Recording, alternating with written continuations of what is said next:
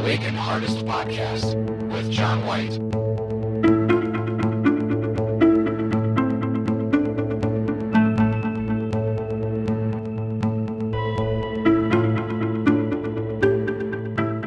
Hello, everyone, and welcome to the newest chapter of the podcast, Conversations with the Awakened Heartist. I'm very excited to bring you my first guest. She is a health and wellness coach, partnered with the company Body, a market-leading health and wellness enterprise, built on rejecting the legacy of fitness and diet industry norms and creating the category of health esteem. You can follow her on Instagram or Facebook. Links are in the description below. Ladies and gentlemen, my sister, Jess. Enjoy. So the big question is, why do you hate us so much that you feel the need to move? I'm just kidding. Way to kick this off. No, so Jessica and her family is moving, and tell us like how that whole thing went down, because that's like there's no other way to start this besides the big news. Mm-hmm. You're literally leaving here to move to a different state. I don't know if you want to mention it or whatever, but but it's 11 hours away from here. Yep. It's Georgia. You can say it. You've only lived here in Ohio your whole life. Well, right? I lived in Washington for that year, but right. I mean, that was 1 year, and I was 18. I don't really consider that living outside of Ohio. You know what I mean? That was more of like a short experience. This is full blown, like living a life in a different state. So it kind of came about. Do you want me to go into it? Yeah, okay. Absolutely. Yeah, whatever. So last year when Blake was applying, my husband was applying at for a different position in Amazon, which is where he works. On the questionnaire, it's like, would you want to go anywhere? And he kept telling people like, yeah, if I get Rossford, can I say that? Yeah, sure. Okay. I don't care. I do it on my Instagram all the time. Yes, so if I get Rossford, or maybe they send me somewhere else. And I kept saying like, they're not sending us anywhere. We're not moving anywhere else. And he just kept saying it. And for some reason, it was like kind of hitting me a little bit of like, wait a minute. I would love to live south. Like that has always been something that is kind of like in the back of my head, but it was always like, yeah, you're never doing that. Like you can't leave your family. Like this is what you do. You just stay in the same place that your family is and you raise a family, and like that's just where you live. Like you just do what everybody before you does. And it was like this hard no, and I was getting so frustrated with him, but he really stays with it when he wants something. And he kept like dropping hints, and then he like backed off because I kept saying like, this is not happening, until one time, I don't even really know what it was, but I was like, wait a minute. We could. Oh, you know what it was? We went to Cinco de Mayo and we had dinner. Me, you, Mandy, our sister, like we all were sitting around dinner, and I said, I don't remember us going. Wait. When we went to Cinco. I don't remember this, but okay. I don't know why. It was like a Sunday thing or something? It was the wood. Did I have a little too much to drink? The wood with the possum in it. Oh, that's right.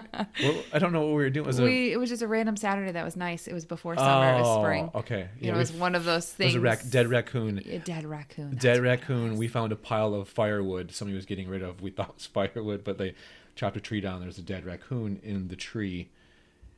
And we found it when we were going through it or whatever. Anyways, that was the side. That was last year. That was in the spring of last year. And we were sitting down for dinner or lunch or whatever we were doing, and Blake had brought it up to you guys and was like, Jess and I are going to move. And he was joking. And then I was like, how would you guys for real feel if I left? If I moved? And you guys were both cool with it, like excited. And you were like, and Mandy said something about wanting to move to Florida if she could. And you're like, I would if I could move south. And honestly, what you guys don't know is that's what set it all in motion. No shit. I have yet to share that with Mandy, but it was like, because I'm very much a people pleaser, and especially with my siblings, it's almost like I needed you guys' permission, and you guys gave it to me right then in that moment, whether you knew it or not.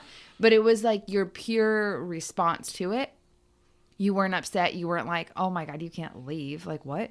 You guys were like, hell yeah, like if you can do it. Yeah. And I remember thinking like, I can do it. I'm allowed.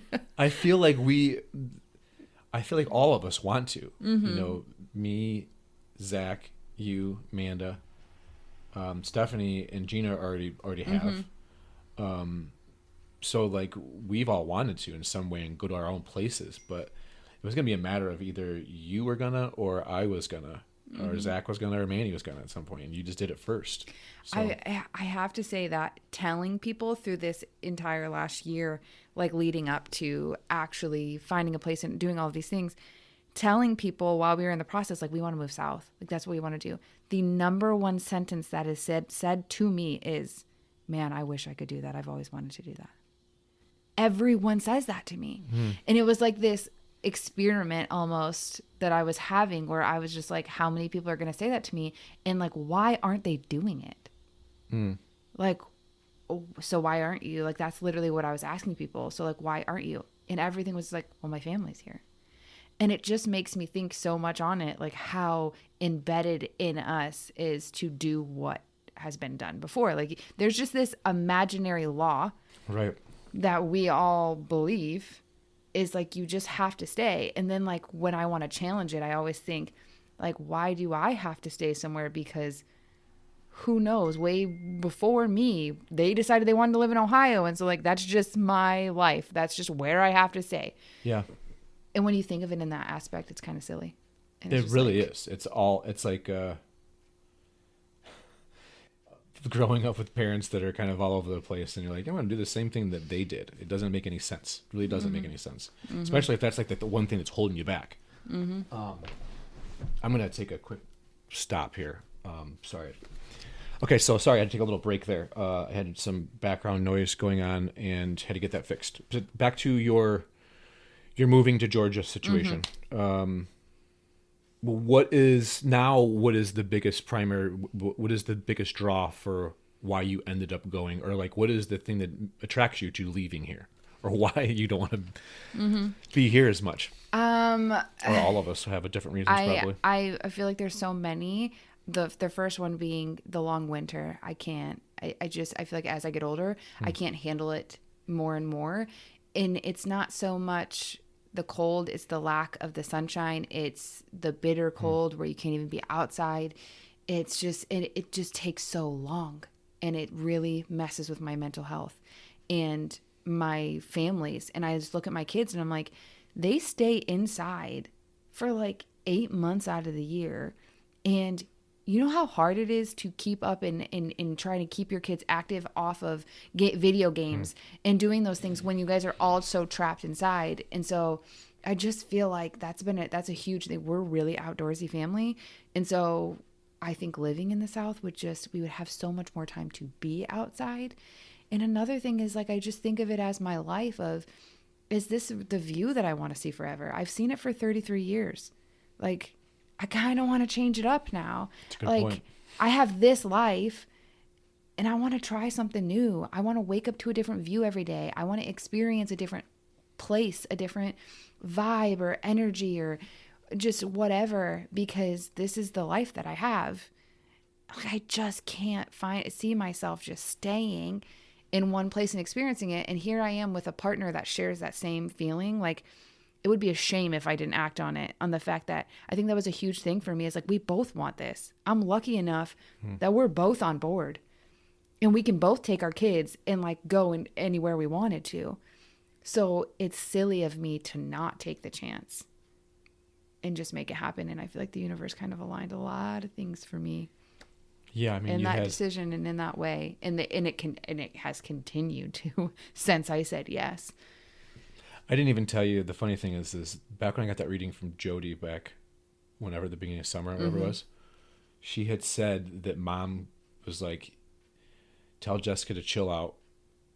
It'll happen at the end of summer. She just has to wait." Did you not tell me that for a reason? I couldn't tell you because I didn't know if it was for sure going to happen or not going to happen. And then it was like, if I tell you, then you're going to have anxiety of knowing it. And I didn't want to like. I'm so glad you didn't tell me. How cool is that? It was tough because we've talked about this before, but you've talked about after having readings, I don't really want to know that. It caused more anxiety. It caused me to rush to do this or to do that. And I'm like, I can't tell her at all that mom said that. Even though for me, I was having a hard time with some of the things that she was saying. I'm like, well, whatever. But as I sat with it, I thought today, I'm like, I don't really want to make it the podcast thing where it comes out, but I've literally forgot about it every time to tell you since you just, so awesome. Since it all happened. And I'm like, then when you just said that, all these confirmations, I remember, because then, you've talked about before, you get a reading, you get these confirmations, or you get these messages, and then you find out, you put all this pressure and you kind of change the way that things end up going.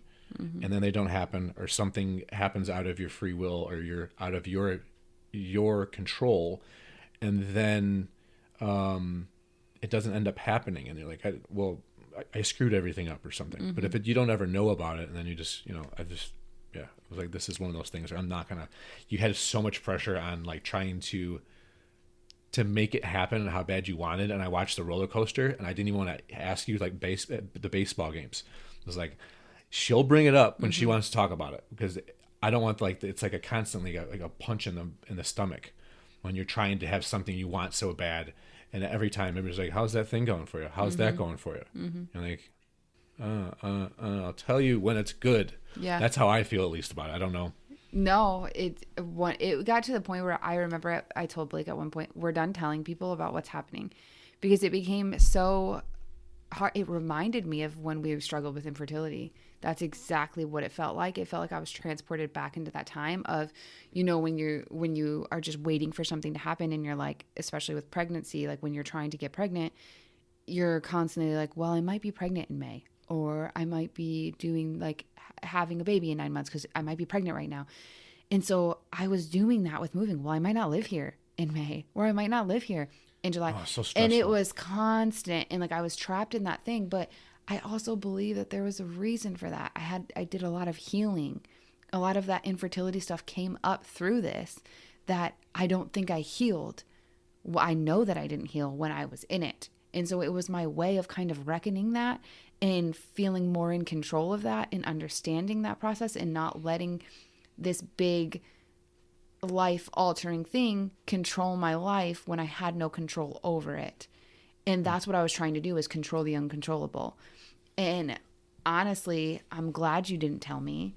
Wholeheartedly, I'm glad you didn't tell me, because I needed to go through whatever emotional roller coaster I went through in this process. Like, it's all part of the process.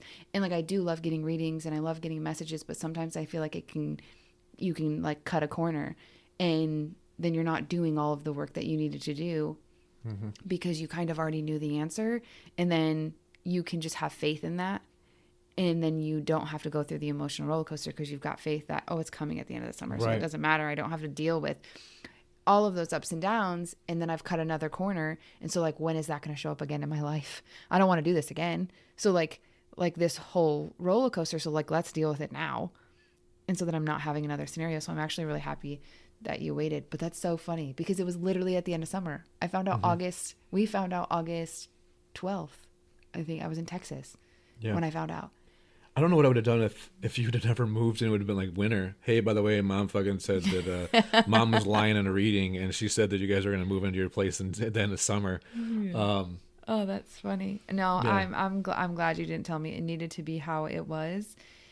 And another cool thing is like, so originally when we decided that we wanted to move, I was like, Tennessee, that's where I wanted to go. And I want to tell you why. Because my people pleasing, my need for comfortability, my routine based, like my comfort zone, like you guys, my siblings are my comfort zone. Like you guys are my people. You're like my parents in a way. You're just like, we're our family. I'm only 10 years older than her, by the way. It's like this security blanket for me. And so I'm like, well, if I move to Tennessee, it's only an 8-hour drive. So I'm really not moving that far away. It was like my way of justifying it. And Blake was like, it's Georgia. And I'm like, what the fuck is in Georgia? What the fuck is Georgia? Bro, we've never even been there together. I don't even think Blake's ever been there. He's so random. And he was like, it's Georgia. And I'm like, no. I was like, absolutely not. It's Tennessee. Well, then eventually, like I said, he's very headstrong. Not that he like pressures me into the the decisions, but he's so sure. I am not so sure. And so he kind of balances me out in that way. When he's so sure of the idea, he holds steady to it. He doesn't have to bring it up 100 times, but I know that that's what he's so sure of. And I'm the type of person that looks for a lot. Like I go through all scenarios and all of these things that he doesn't do. And so eventually I come around usually to whatever his decision is because it normally is the right one. Hopefully he doesn't listen to this podcast. He's gonna have one on you. But he said Georgia, and I finally got behind it. And it's crazy because I got behind it and we applied and we're like, we're moving to Georgia. And then it got denied. And I remember feeling like this was Savannah, Georgia is where we originally tried. And I remember thinking like, are you fucking kidding me? Like after all of this, we were so sure. I was so sure at that point. Like I was like, it's going to be Georgia. Like it has to be. And then it wasn't. And I think that sent me on a spiral, but I think it was a necessary spiral because then we started just applying at places. And then I put my focus on Texas because I have a lot of friends, a lot of people that I love there. I have a sister there. Like we have a sister there, but like, I was like, maybe I could do Texas. And that was for a while, wasn't it? Like at least it was about a month. Yeah. Oh, it seemed like a while. I thought for sure, like when you went back to when it was back to Georgia, it was like, what the fuck happened? I thought you guys were going to Texas. Well, so I mean, we talked to each other once a week, so it was, I guess maybe that's why. We had applied at 5 places in Texas. 5 places. We didn't hear back from a single one. And then one day, there was one night Blake was like, hey, this is open. And I literally snapped at him and I was like, don't tell me about a single one that's open anywhere else besides Texas. Because I was so frustrated at that point. I mean, when we didn't get Savannah, I even had a moment where I was like, we're not supposed to do this. We're supposed to just stay here. And I had a conversation with Blake out in our front yard where he said, what is the reasoning? We're very open with communication. And he's like, I just want you to tell me the reason. Like, what makes you want to stay here?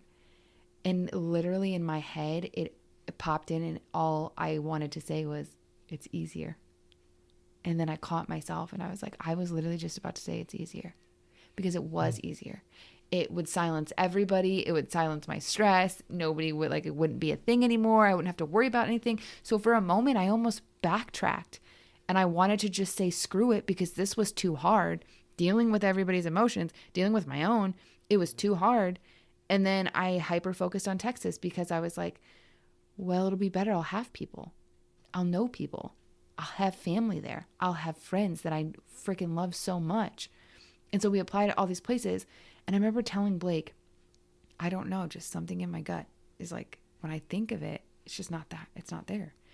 But he had been, one night he was saying, all of these are open. And I was like, don't read another single one to me. It's Texas or nothing, because I'm done. And then 2 days later, he goes, being the stubborn man that he is, he's like, hey, South Carolina has one open. And I was like, where else? And he was like, what? I was like, where else? And he's like, well, North Carolina. I was like, North Carolina's off the table. North Carolina is off the table for me just because of Mom. Because of Mom? Yeah. And then he said Georgia. And I was like, apply. And he's like, what changed? And I was like, I think I always knew in my heart, like when I pictured myself south, it was not Texas. I don't know if you've ever been to Texas, but it's ranch. No, I never have. Yeah. No. It's I've only ranch. been to North Carolina. Or no, I've been in Florida. It's all ranch. It's, well, the parts that I've been to or that we were like looking at, and dry, like dead. It's hot, which is great, but like it's not luscious green. It's not greenery. It's not all of that. That's what I pictured. Yeah. I pictured that. And so we applied at Georgia and we got it. And I was just like, it was always Georgia. It was always Georgia. It was always Georgia. It's crazy. I mean, I'm jokingly at the beginning, obviously, that I'm excited for you. That's more than anything. I know it's just, it does suck. It's like, it's bittersweet, It is. right? It is. And that's all we can say about it is what it is. But, so, the other thing I wanted to ask you about was, so you and I have been doing this, well, I don't know. We started that this transformation thing years ago. We were just completely unhappy with our lives and where we were at. You have always had your biggest struggle being like your anxiety. Mm-hmm. Talk about how you have fixed that, or learned to control it more than you ever could before, with all the things that you did before that was bad for it, and now what you've done to make that better. Gosh, before Couple things. lots of things. I think mainly my health. I took control of my health. It is the most underrated medicine for our mental health, is taking care of our physical health. And for so long, I was such a shell of a human being. Like, I remember looking back at who I was. Like, I was controlled by anxiety. I was afraid of everything. Like, my anxiety stems around death and the fear of dying, or the fear of someone else dying. It's constantly replaying in my head. It's constantly my first thought. And it was debilitating for a long time, especially having kids. Like, just your normal mom anxiety. Every parent has anxiety over their kids. But then it was like an extra layer of all of my PTSD and things that have happened in my life and my experiences and all of that anxiety. And I was a huge binger. Like, as siblings, we all have vices and we have our things that we turn to. Mine's always been food. I don't struggle with drinking alcohol. I struggle with eating, to the point where it's like eating to where I feel sick to my stomach, and then eating more, like hiding and waiting for Blake to not be in the room, and then go and eat a whole roll of cookies. Like, I didn't know you were doing that. I didn't, like, you've talked about it before, yeah. But I didn't know it was like wait till he leaves the room. And because it's embarrassing. No, I get it. Or like being so embarrassed even though he doesn't give a shit. Right. Yeah. I mean, but it's your own shame that you are now projecting on the people around you. That's and the you're part that was shocking to me, assuming was them that that part. they're judging you, but it's really just you judging yourself. Right. And you don't want to see that reflection. You don't want to see that in somebody else's eyes. So I would just wait, or like just feel so embarrassed when I would go up and get seconds, but I didn't know how to control myself. It was the only way that I thought that I could ease my anxiety, when what I was doing was making it so much worse. Because I don't think that, I can't speak for the rest of the siblings, but I mean, maybe mom knew or something, because I mean, mom was uber paying attention to us, probably too much. She's like literally sitting on your lap probably right now or something. Like, but I mean, I never paid attention to the way that you ate food or anything, you know. I mean, like, I also didn't really pay attention to a whole lot of myself either. So I can't really say that. I don't think anybody really would have ever noticed. Yeah, I think that's what I'm saying though. For you, like, you put it more on yourself, than what was going on, and what you felt like the world was. Yeah, I was pretty good at like just hiding it and like just eating. It's so crazy, just what we will do to calm. I think honestly. So anyway, I got my health in order and I started eating healthy and cutting the crap out. And now I know when my anxiety spikes, like, I'm not anxiety free. I don't think anybody ever will be anxiety free. We just don't live in a world where that's even possible, I feel like. And so I manage my anxiety by taking care of my health. But honestly, when I was at my lowest, like after mom died, after dad died, like when I was at the very bottom, after we lost a baby, after infertility, all of that stuff, the thing that helped me pull, so like I was in a hole, is what I like to picture it as, like deep in the hole.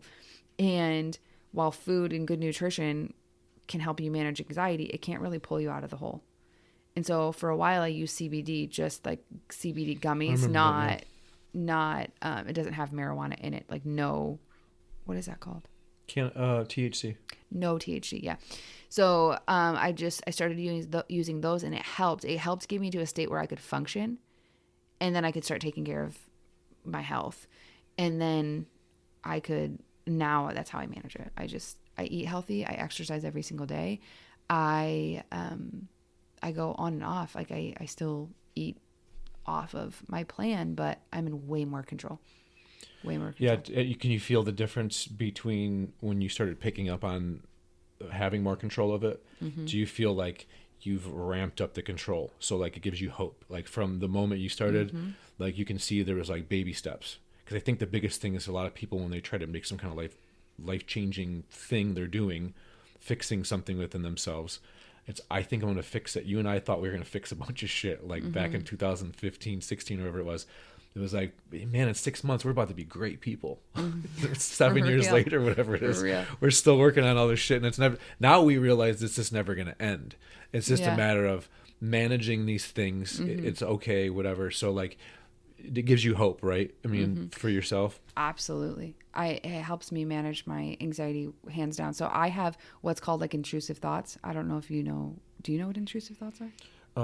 I don't know if I know. I was like, more, just go ahead and explain it. It's where thoughts kind of rifle off in your brain and you literally can't stop, but they're really dark thoughts. Really dark thoughts. Yeah. And it's usually about death and like really dark things where you just can't stop them. They just keep coming, and it's like rapid fire, and they just infest your brain essentially. And that's what I get when I get really anxious. I get intrusive thoughts, horrible thoughts, things that I would never want in my brain. And there's an actual language for it, and that's what it's called. And a lot of people don't know that. When you have terrifying thoughts, or you're just like, what kind of person am I to just like, where did that fear come from? Or like, why would I even think that type of thing? Those are intrusive thoughts. And so when I eat healthy and I take care of myself, I do not have those. Do I still have anxiety? Yes. And disclaimer, like I do a lot of work on myself. So I pair that with eating healthy, and that really changes my mental health.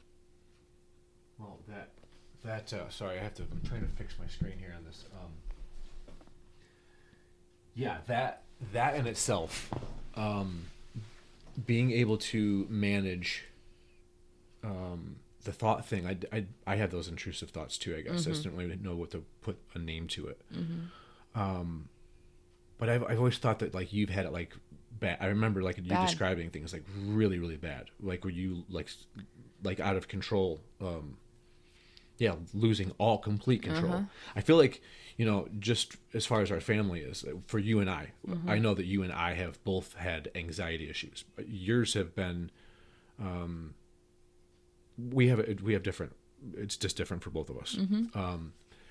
And we've both learned clearly how to deal with our anxiety in different ways. Mine used to be clearly, instead of the food, your situation, mine was always drinking.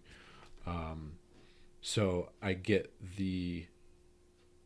and it's different. Like for yours, you're also doing a lot more. Like I just stopped drinking, where I only limit myself to drink once a week, as opposed to more than once a week, and just tapping into it whenever I needed it. But you're doing exercise and stuff too. Like you have to be doing something active every day in order to not defeat it, but control it again. Yeah. Or is that what you call it, as controlling it? Control. Is that Managing it. Whatever. And I honestly, I still go on benders. I'm still not fully healed. I still struggle with healing where the binging comes from. And so I go off track and I have those moments, but I can always tell when the anxiety is starting to get bad. And I'm like, it's time to reel it in. Like I've got to really focus, really know what's going on with my body, really pay attention to what I'm putting into it. But that's empowering, because I know how to stop it now. I didn't know how to stop it before. I felt lost and like I didn't know what to do. Like I was literally a prisoner to my own mind. It felt like it was an outside thing different than me that I couldn't control. And now I know how I can control it or how I can manage it. And so when it does spike up, I just say out loud, like, okay, it's time for me to start eating. Like I need to reel it in with how far off track I'm eating, and I need to get it back together. I'm having too much sugar. That's what a lot of it is, sugar. And I mean, like, obviously gluten and dairy do not great things to your body. That's physical feeling. But when it comes to my anxiety, sugar. It's too much sugar in my diet. You crave it? Oh, yeah, I crave it, definitely. But it spikes my anxiety. Yeah. Pretty bad. It doesn't do great things for the brain. And so it just has really affected my mental health. And so you crave, wait, tell me, you crave it, and then it makes it even worse. Like your body's like tricking yourself into like being in anxiety mode for some reason. I of course, everybody, if you eat sugar, you crave sugar. It's just, I mean, it's an addictive. I don't typically crave any kind of. You don't eat it enough. Yeah, You don't eat enough added sugar. That's what I'm talking about, not natural sugars. Right. I'm talking about added sugar. Right. You don't eat a lot of processed stuff. Like, do you? You don't. Not anymore, I don't. I always did before. So you don't eat a lot of added sugar. Yeah, I mean, I don't even... I do. Like, that's my kryptonite. That's what I do to stuff my feelings down is bad food, like packs of M&Ms, like just bag of sweets, that kind of stuff, or tons of bad carbs, like just so many things that, you know, and then you start getting addicted to it. But it all stems from the fact that I struggle with dealing with my feelings. I don't like to feel uncomfortable. Now, I know everybody right off the get says, well, who does? Who does like to be sad? There are people out there. There really are people out there that are comfortable with being sad. Yeah. I am not one of them. And I've realized over time how uncomfortable I am with it and how I've always used it to cope. Always. And it's so silly because it actually doesn't make you cope anything. It just helps you focus on something else so that you can kind of go numb to whatever feelings are coming up. Yeah. I think it's the physical feeling. It's almost like what is it called? Like a metaphor or symbolic of like you eating is like shoving things down. You know what I mean? It's almost like this symbolic thing of if I just eat, I don't have to feel because I'm just like suppressing it some way in my head. I don't know. I mean, it's an unhealthy way as opposed to exercise. You're doing something that's you're like releasing it and getting it out. I look at exercise as my way of releasing things out of my body through sweating, I'm big on crying now, and I try really hard to make room for that and make space for that in my life to just cry because I know how healthy it is. But I can say that I know that, and then I can revert back to my old habits still. So I'm still a work in progress. I can, it's always first step is being aware. And then you got to like continue to be aware and just have grace for yourself to like go back and forth because it takes a long time. And I think that's something that we didn't have a realistic idea of when we first started, like how you said earlier, like we thought we were just going to be changed. We thought becoming aware of something healed it. Becoming aware of something fixed it. And our first thing was... And we were in a world of awakening. Yeah. I mean, our first thing was the pessimistic. We were like super pessimistic. Remember, it was like, okay, now that I'm aware that I'm pessimistic all the time, I'm just going to be optimistic. Now I'm not. Yeah. Or we're hardcore opposite. Yeah. And then no we're balance, like, and then it's weird. We need to cut this out of our life. That's not realistic. We'll never have days where we're fully, no matter how bright you are, no matter how healthy or good you are, you'll never have days where you're just not like pissed off or something doesn't annoy you. And like, that's a natural human feeling. And I feel like when we first started, we were just like, oh, I'm self-aware of that now. Now it's done. And then we're like, wait, why is this still coming up? And now we know 8 years in, however long it's been, that it's like the first step is just awareness. Yeah. That's like a baby step. Right. Then you got to do all the work to heal it. And that takes... And then you become more aware of more stuff as you go along. And you're like... And then you're just making a shit pile of all the things that you did terrible. Like, slow down. And then people on the outside are like, hey, while you're on this fucking healing trip, let me throw in the fact that you're bad at communication. If you want to add some shit to fix, I've had that happen where it's like, oh, okay. And then, so yeah, cool. And then you end up with this big shit pile, like you said, of things you're trying to fix. And then you're just like, when is this ever going to end? And it's like, never. It's never going to end. But but it becomes easier though. Because you just, okay, cool. Like I'm not as upset with myself as I used to be about like finding out that I had negative traits or something or things that bothered me. And now it's just like, I think it's knowledge. What I've learned is like knowledge is power. Understanding. Like people used to say that all the time to me. And like that went way over my head. Sure. It's like, that's silly that did that because it's like, knowledge is power, but like it never really made sense to me until it really made sense to me. It's just like one of those things that you have to hear a million times and then one time it clicks, and it's like it's so powerful to know and understand. So when I realized that, oh, okay, the first step is just becoming self-aware, it almost takes all this pressure off of like finding out something or noticing something about yourself that you've just become aware of, and then feeling like, holy shit, like I gotta fix it right now, or like being so frustrated with yourself when it's not fixed. And it's like, no, I know that it takes a little while. And so I feel empowered. Now I'm going to set that intention as something, a part of my life that I want to heal.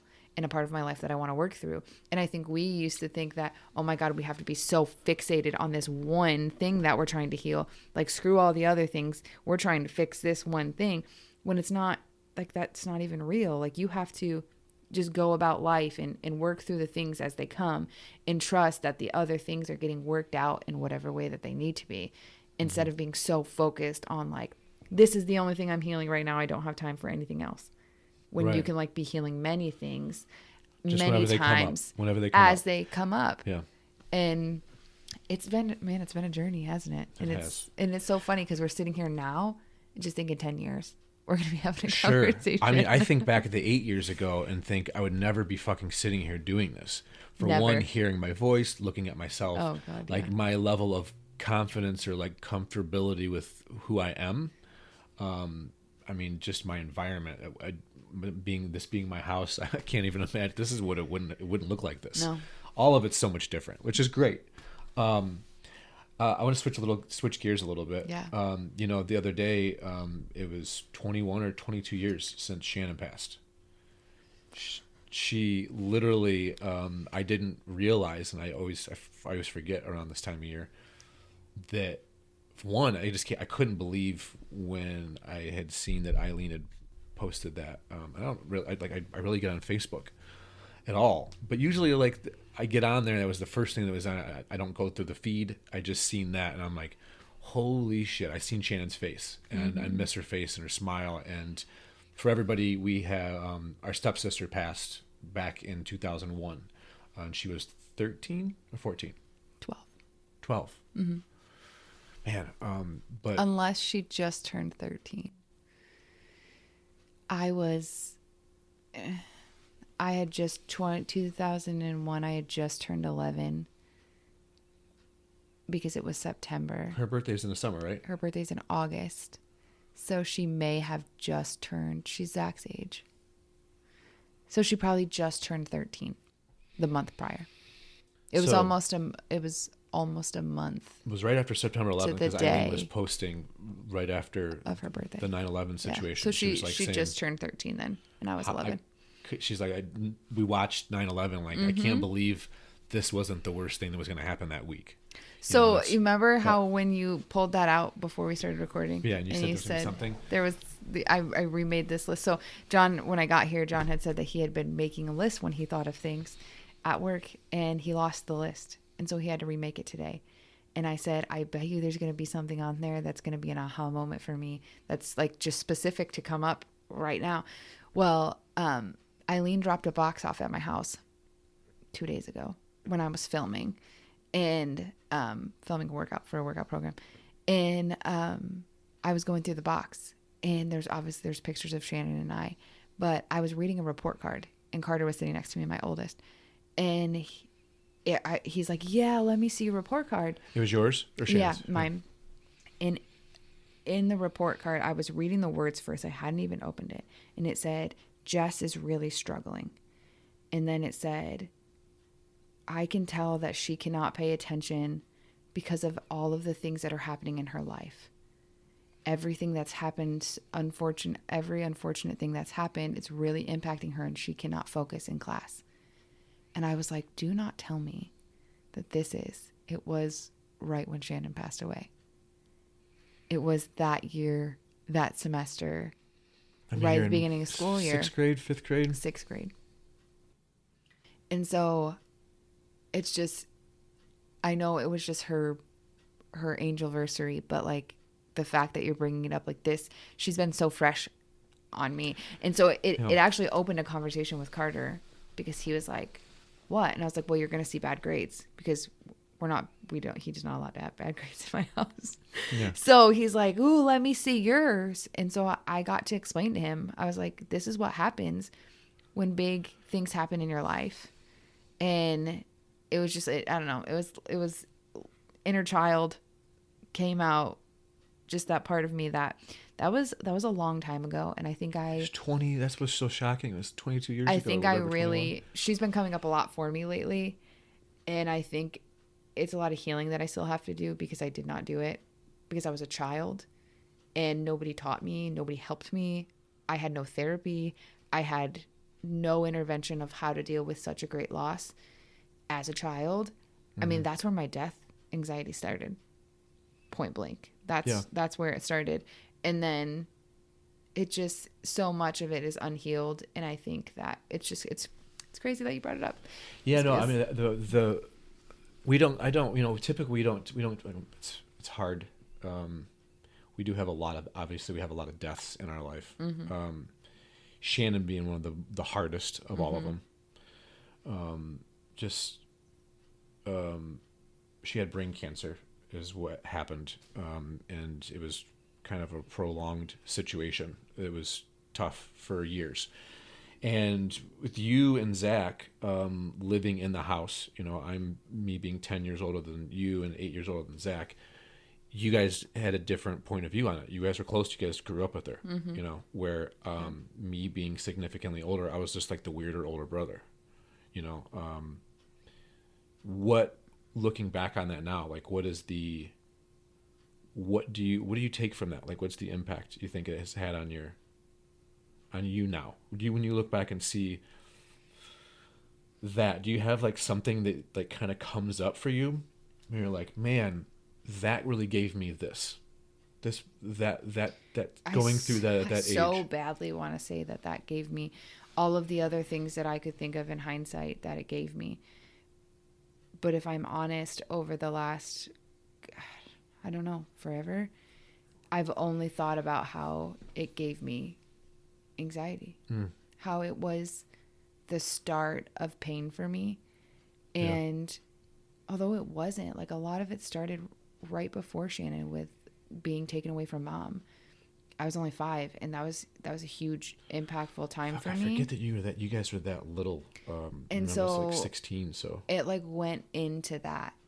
It went from losing my mom essentially, because that's what it felt like as a child. I remember it clear as day. And then into watching a child my age have cancer.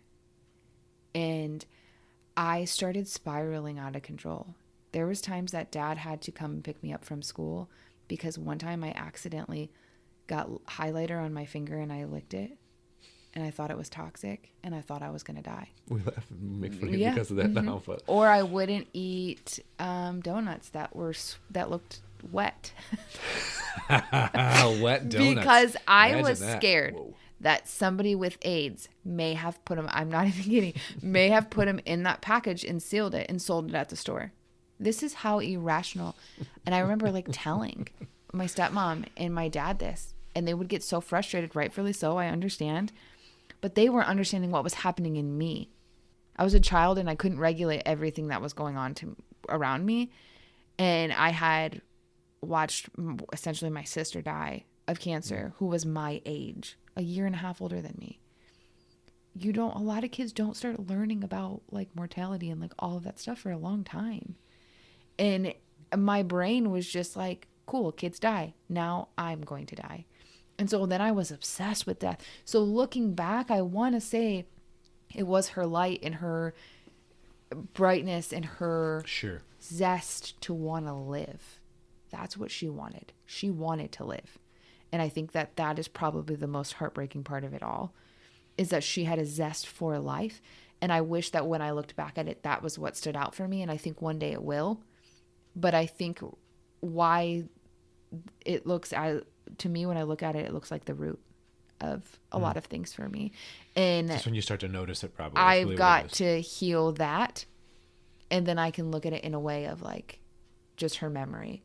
And I'm by no means like blaming her for. No, I mean, it literally was just everything the that first time you became happened, aware of but anxiety. It was the most significant event in my life that really changed a lot of the trajectory of my life with. Well, you're 11 going on 12 too, so like your hormones are starting to probably change at that point in time. So like things are getting also in that aspect. So like you got a lot of things going on at that time. When I was 12 when Grandma died. So like I remember like that also. It's like the worst time. Like right around being 12 years old, going 13 years old. That's like the worst time to like lose somebody, because you already have so many confusing things going on inside your body that are starting to change, and then add on all of that confusion. But yeah, it's wild. I think my happiest moment, I think, when you talked about how she had that light, like she just was still like always so super sick, you know, she'd be like really having bad days, and all I want to do is make her laugh or whatever in the moment, and putting on her wigs and shit and making her laugh. Some stupid shit. Stupid shit.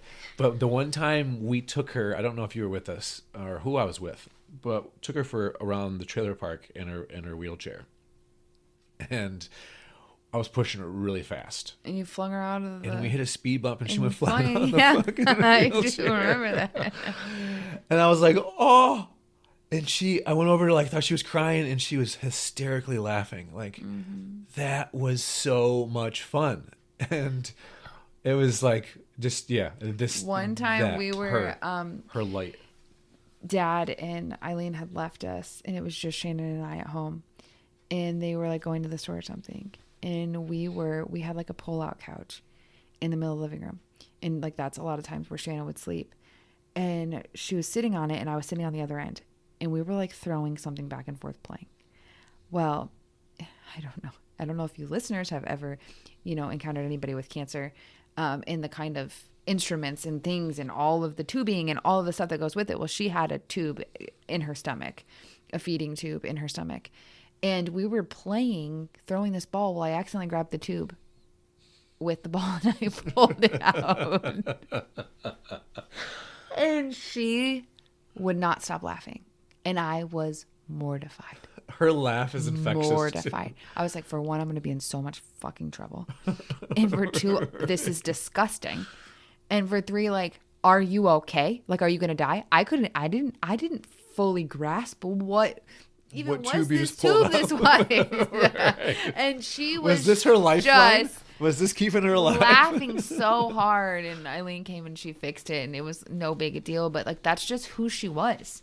Right. It was like, let's not take life so fucking seriously. Right. Yeah. And like, let's just live. And if there's anything, I feel like that's her message that she wants me to get at this point. I feel like she wants me. I mean, that's for both of us, obviously, because it really. You're not even dying. Why the fuck are you living like you are? Like, that's some shit she would say. She was very spicy, very sassy, very upfront. And I feel like if she could talk to me and you right now, like, why have you been living so much of your life like you were fucking dying? Like, you're not the one dying here.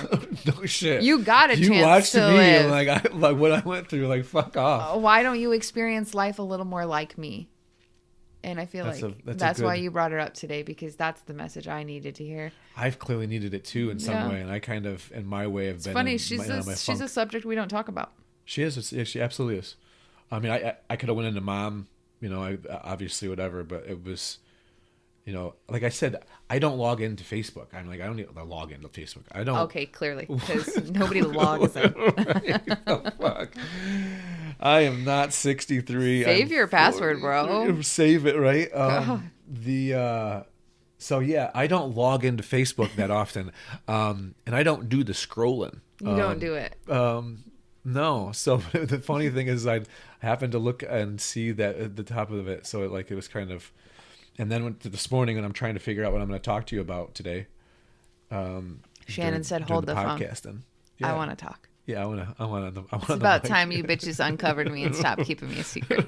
Right. She's like, wheel me up in the center. I've been hidden for far too long. Right. Talk about me. I miss her. That's funny. I do miss her too. Do you think? What is your first experience with death? Is that like Shannon? I mean, it's your first experience with it. I mean, you don't remember clearly when Grandma died. You were, that's like I call that like indirect death, right? So like you had to deal with all of the repercussions around it. Mom, I would have been me, 2. Everybody else, you'd have been 2, right? Yeah. But like, you don't have recollection. You don't have, and then like even Jeff and Tina and all of them in between. You guys went to a funeral that I didn't go to when we were living at the white trailer. So I was a little bit older. Family? Yeah, was it Jackie? No. Aunt Jackie was right around when Shannon passed, so you'd have been older then. Like Jeff and Tina were all in between there. It might have been Tina. Jeff was like a year after Grandma, so that probably wasn't Jeff. You'd only been like 3 then. But Tina was like a couple of years after Jeff, so you'd have probably like been like 5 or Tina was around North Carolina time period, probably. Oh, then no. No. Then it had to be It was Jackie. after. I feel like it was Jackie. Is that right? Could have been at Jackie because it would have, I mean, but I feel like she was right around the same time that Shannon passed. But it could have been Then like it a could year or have two. been- It makes sense. I Yeah. mean, Either way. But yeah, Shannon was the first. That's like your first experience of it. Mm-hmm. You always go back and clearly. and just then talked it about was that. just like a dog pile. Then it was like Right. the fucking floodgates opened. And then my neighbor was killed. And then, So when was Sam? she didn't pass. Well, I mean, until- you're talking about Shannon. Yeah, I'm thinking you're still. Shannon died, and then a kid that we went to school with, Travis, he lived in the trailer park. He was a teenager. He was in high school, and that was back when I was like 11. Shannon was still alive, I think. He pulled out on 280 and got hit by a semi. And then his mom, like remember that. everybody was like, his mom's gone crazy. And I had no grasp on it at the time. So fuck yeah, she went crazy. Fuck yeah, she did. Fuck. It's the worst. Rightfully so. And then it was just like, and then Mikey's mom died. And it was just like, boom, boom. And then in high school, I was at one of my best friends at the time's house. And we were sleeping and we were getting ready to go to school that next morning. And her aunt woke us up and said that her uncle was killed in a car accident. And so I watched her find out that her uncle had just died in a car accident. And it was just like death was everywhere for me. It was just following me everywhere. And I don't know if anybody has ever been in a moment when somebody finds out somebody died. It is like the most traumatic experience. Telling someone, being there when someone finds Fuck out. yeah, it is the worst. It's a whole different energy field. And so like that was traumatizing for me in its own way. And like just then I lost Sam, one of my best friends, in a car Is accident. that your first in your adult life? First in my adult life, yeah. Yeah. Yep, that was in You're 33 right now, yeah, because you're 10 years younger than me. it was in So- 2014. 2014. How long ago? That's 9 years ago. It was when Brantley was a baby. It was that November. It was election year because she hit the poll. It's so crazy. I was on Facebook and it was the day of elections and voting and everybody was talking about the power being out and they posted there was a car accident and everybody was commenting like polls are out, like all the electricity is out here and here. And I commented on that post. And I said, somebody just lost somebody and all you guys care about is voting. I had no idea that I was the somebody that lost somebody, and I was commenting on her That's post. wild. I kind of remember something about that. How did you found out from her parents? No, her Someone else. ex-boyfriend posted a picture of her with angel wings on Holy Facebook, shit. and I was like, "The fuck is happening? Why did you put angel wings on her?" He did it immediately, What a weird so not move. everybody had found out yet, and that's how I found What a out. cool fucking. What a douchebag. He's a douche canoe. Yeah. And so then, yeah, that's how I found out.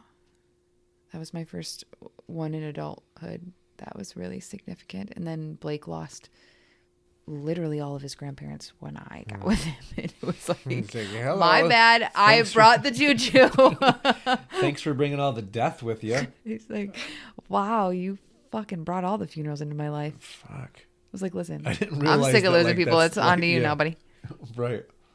Welcome to the family, Blake. I mean, he lost 3 grandparents in our first, like, right when we got I together. remember all of it. I didn't realize when you put it in the timeline And like it that. was It was just like, okay, thanks. Like the fucking the Reaper girlfriend coming in. For real, like, stay away from me. At least you got him locked up, right? And he's I mean, well, not literally. He's not locked up. He's in Georgia. Or is They're he? married. That's where everybody thinks he is. Right. Let's switch gears again. Give me a funny Yeah. mom memory. Just something random, something stupid. I feel like, honestly, I was thinking about this earlier. We were doing the podcast right now, and Mom knew that we were doing the podcast, and she was here. You know, she's clearly here. I know I can feel Mom when Mom's around. But I'm saying, if she was alive still, she'd be like right around the fucking corner, and the like, hey, hey, you guys need anything to drink out there during the podcast, guys? Like, she'd be like, can you hear me? Is this okay if I talk like this? Right. Do you guys need any snacks while you're doing the podcast? No, Mom, I don't want to chew on the microphone. Mom, go away, I'm podcasting. Like, or she's over there giving us thumbs up or clapping.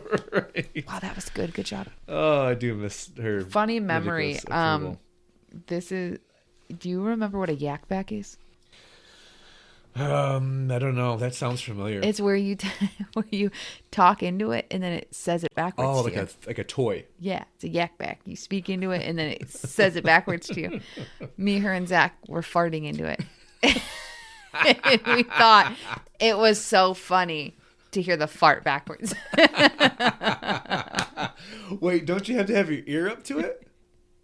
You just play. Yeah, you record it, and then you. I was thinking it was a 1950s device that like you couldn't record it. It was like the sound reverberate, but you had to like be right there to reverberate it back off of it. No, you made a noise into it, and then you played it back, and so we were farting. I do remember this. And then it was reverse fart, which was way funnier than a forward fart. Put your fart in reverse. Oh my God. I mean, I have a lot of funny things with her. She's a fucking fool.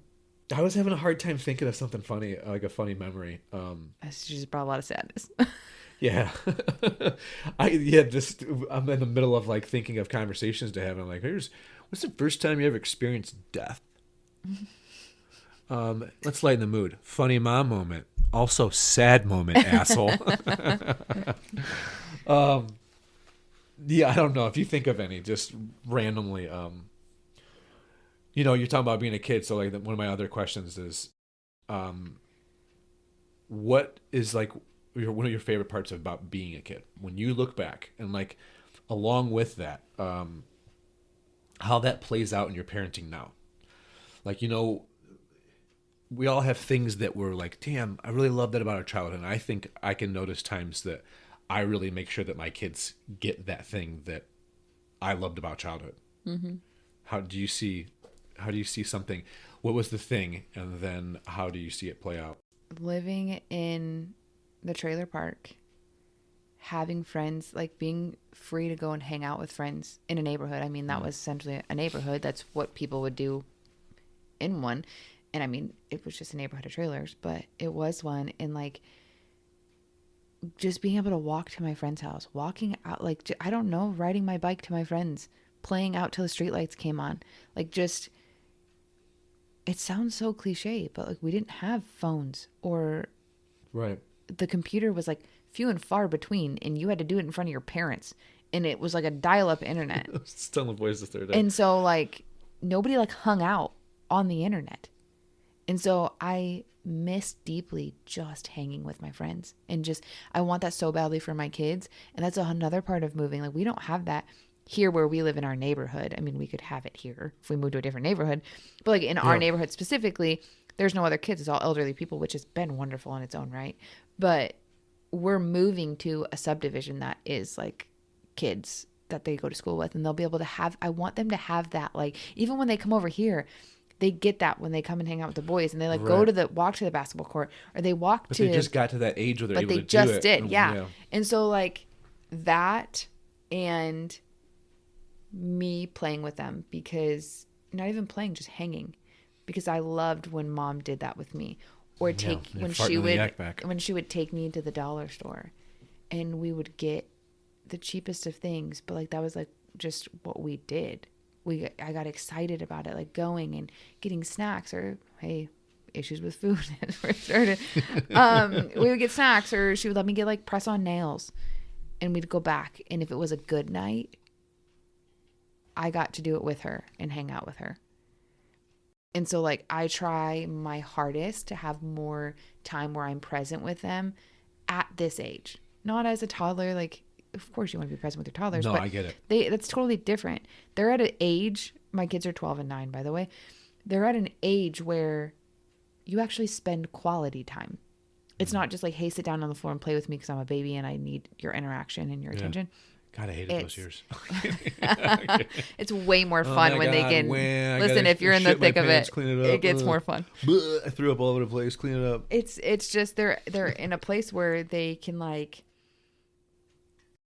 intellectually like match you. Like you can have a full on conversation and you see their personality, you get to know them. And I think it's even more important now to be present with them and to have moments of being present and not just like half-ass listening, like truly being present and hanging and laughing and giving them that space to be goofy and like kind of joke around. And Carter and I have so many of those moments, and Brantley, it comes with him, but he's still only 9, and you have him and Aiden are the same person. He's a little more spicy. Doesn't really come. It's few and far between.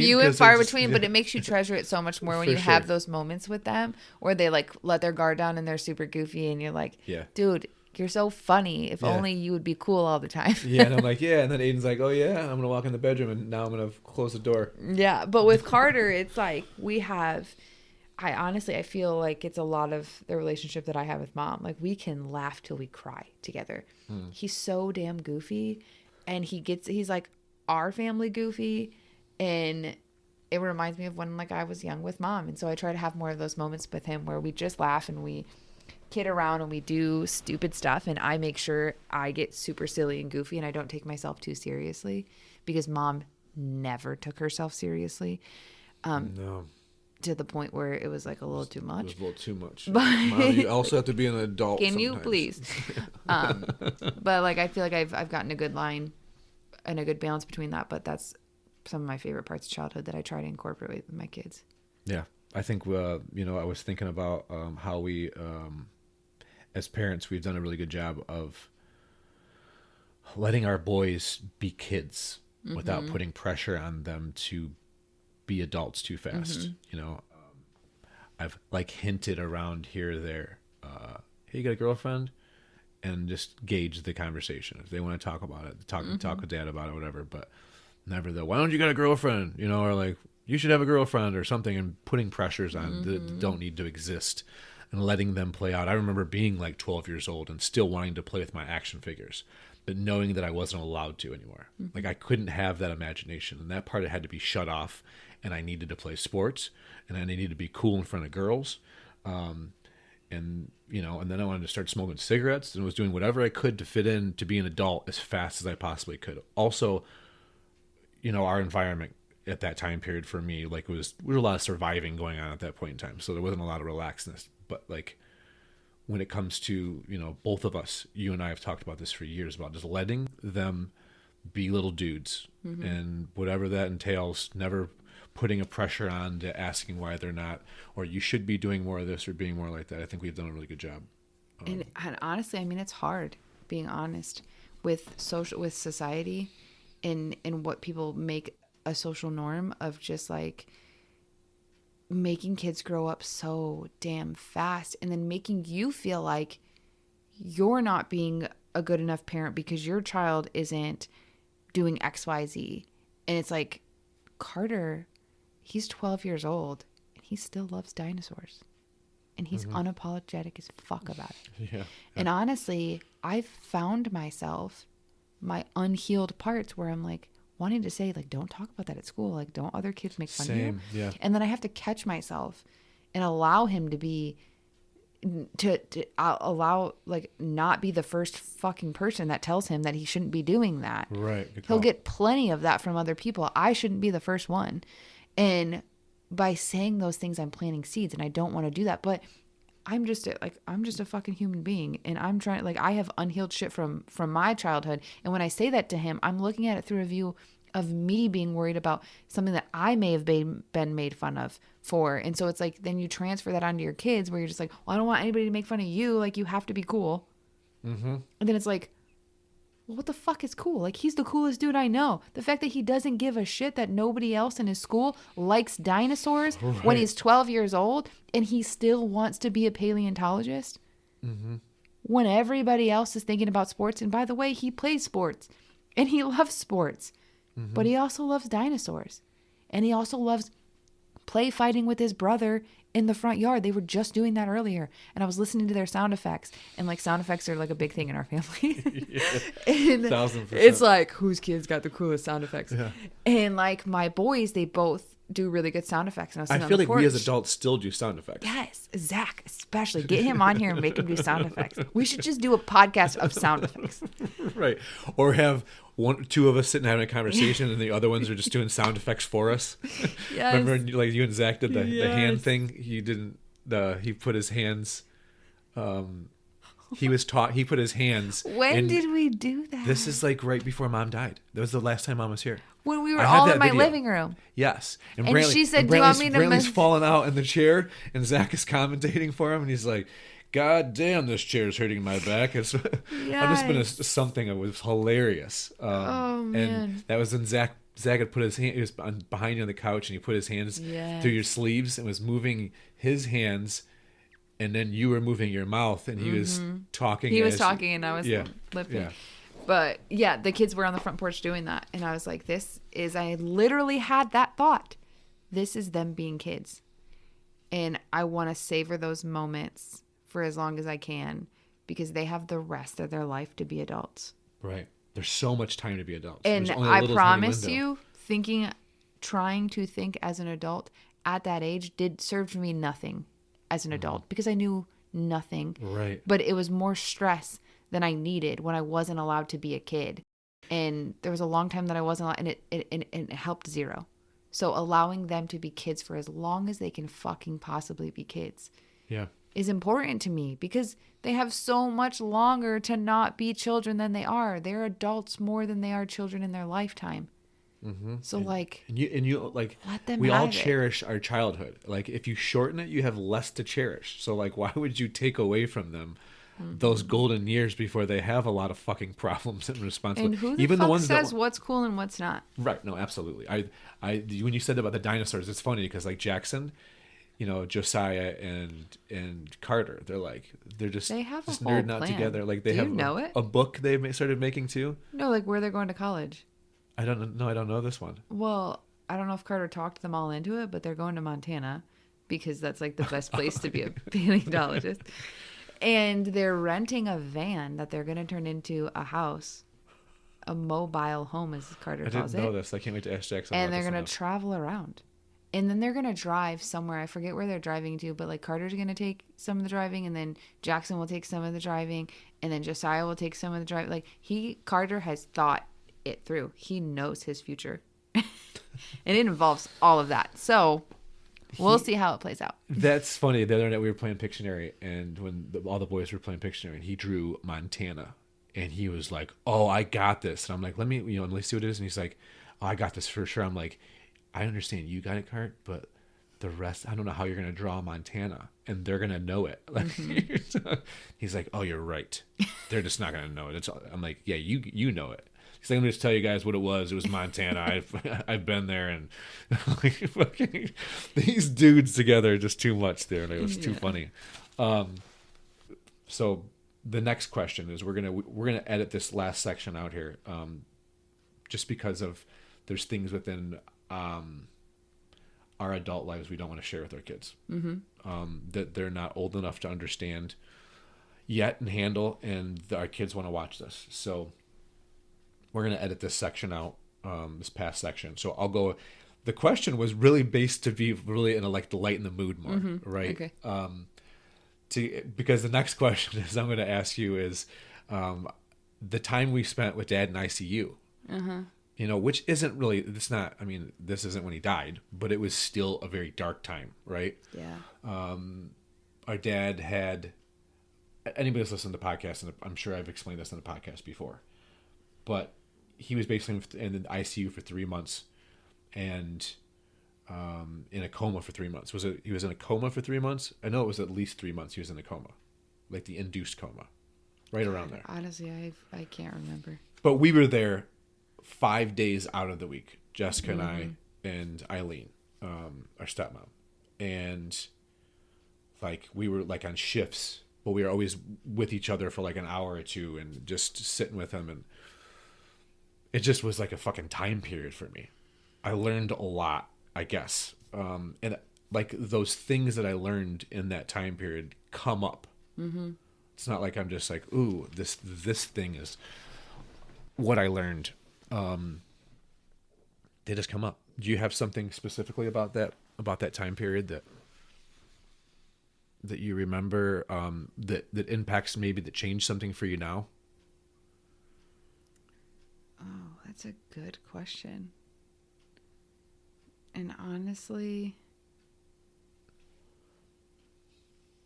I don't know.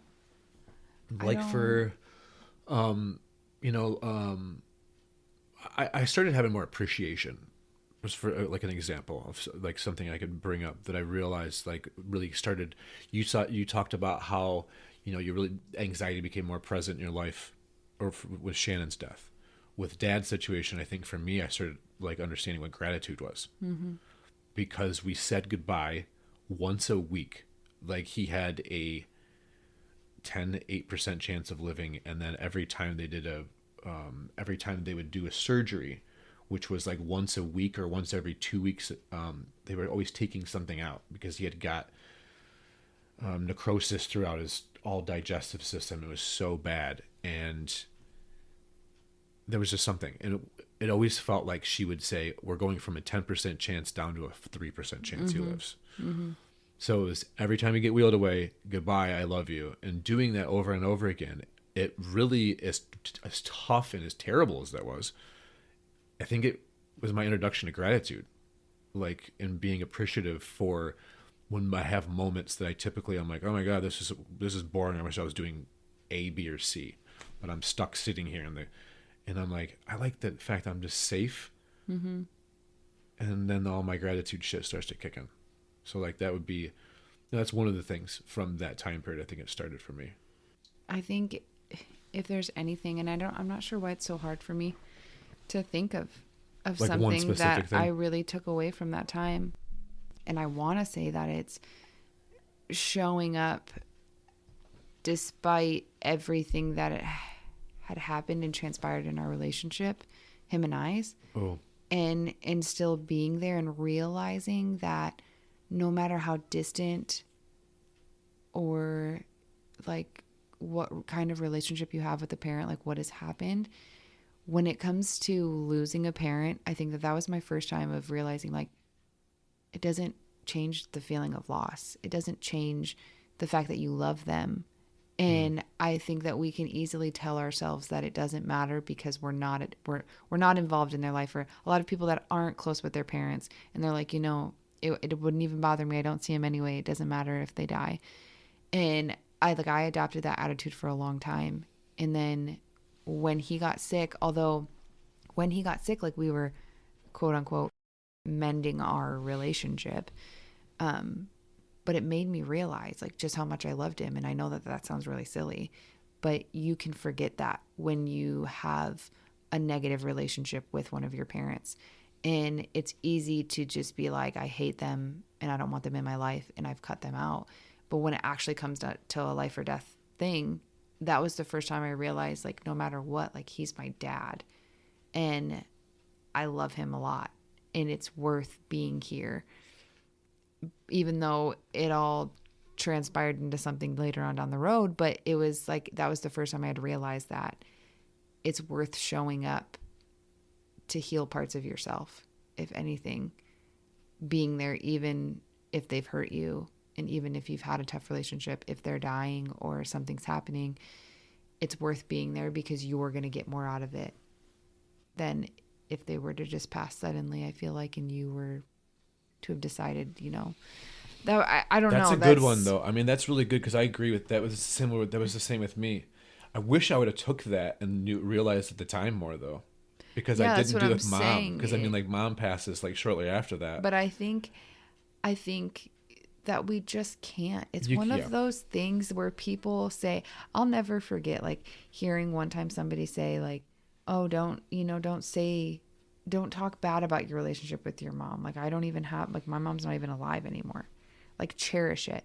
And it's just one of those things where that's just not realistic because things do happen and you're allowed to be angry with your parent and it's not realistic to live every moment as if they're going to die. Then that means you have to live every moment as if what they're doing isn't wrong. And you have to excuse all of their behavior because tomorrow they might die. So you better love them today because somebody out there is missing their mom. and then that means you have to appreciate having your mom. They can both live in the same space. You can be glad that your parent is still alive, but you can also still be really upset and complain about them. And I think that now that I have 2 dead parents, I can really understand that. And I can see where everybody's coming from. When I hear somebody, you know, they're like, my mom this and that, and I'm just like, fuck, you don't even know what you have.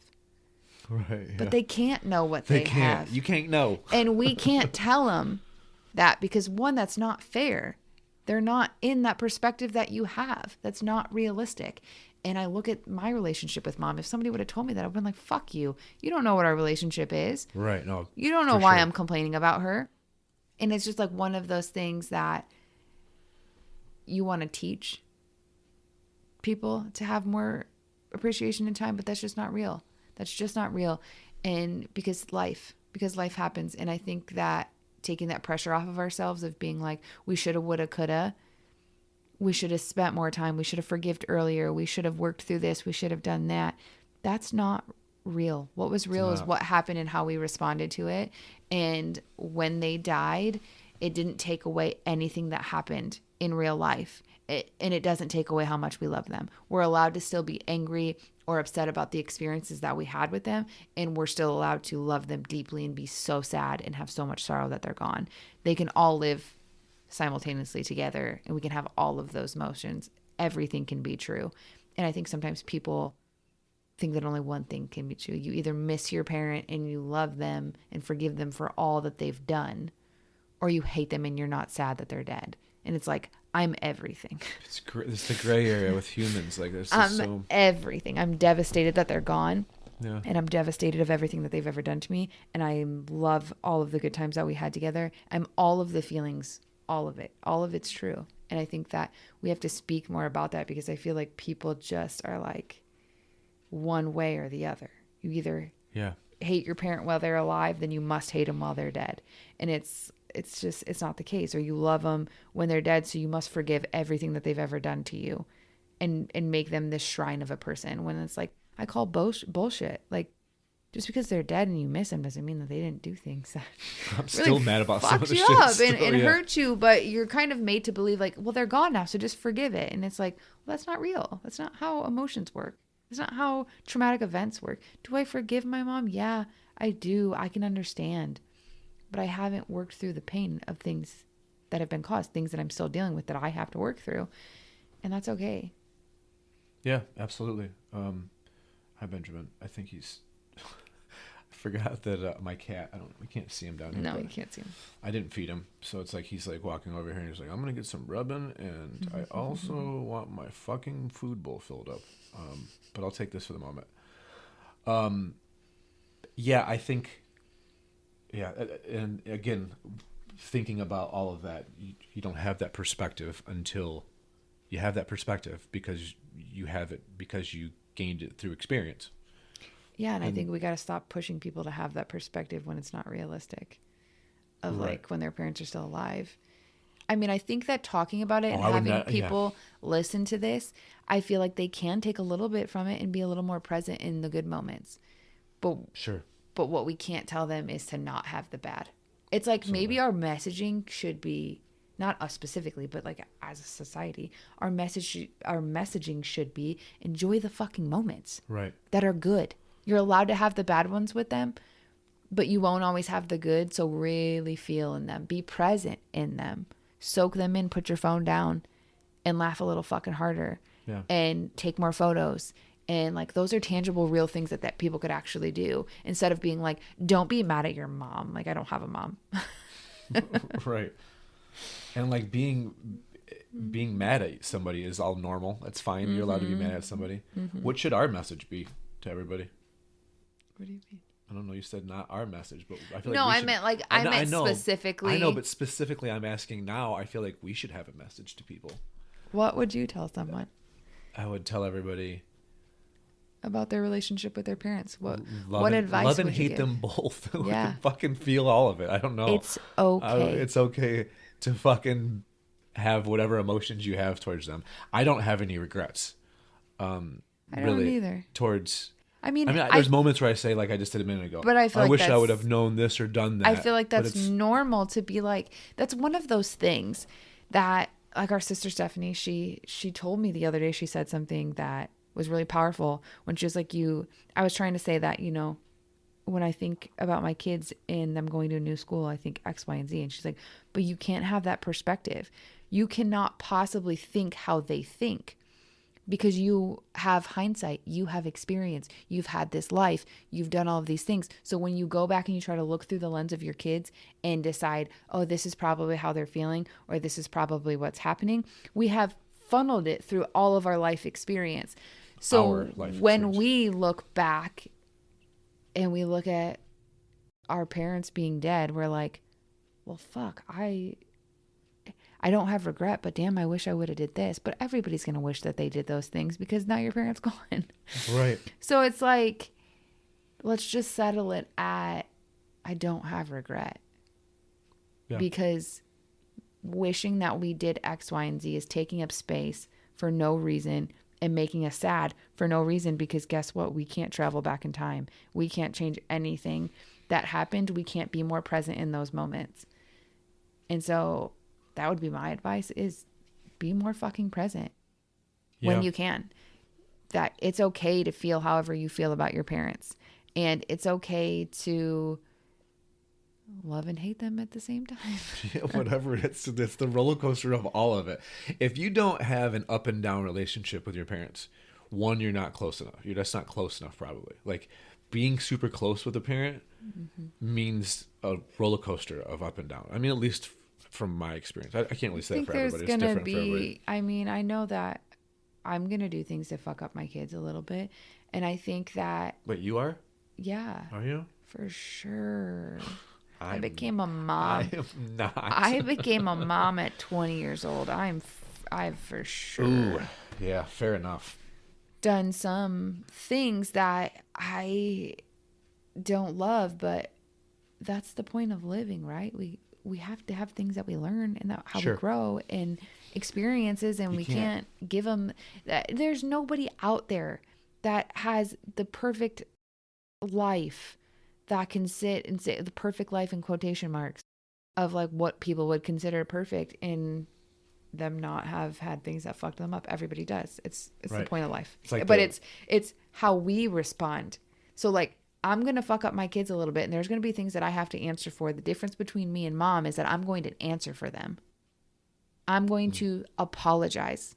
I'm going to be self-aware and understand that what I've done in some sort of way, my behavior has affected my children when they grow up and they come to me and they said, hey, mom, like when you did this when I was younger, it really fucked me up. And I'm going to say, I'm fucking sorry. I'm sorry, and I'm deeply sorry that I did that.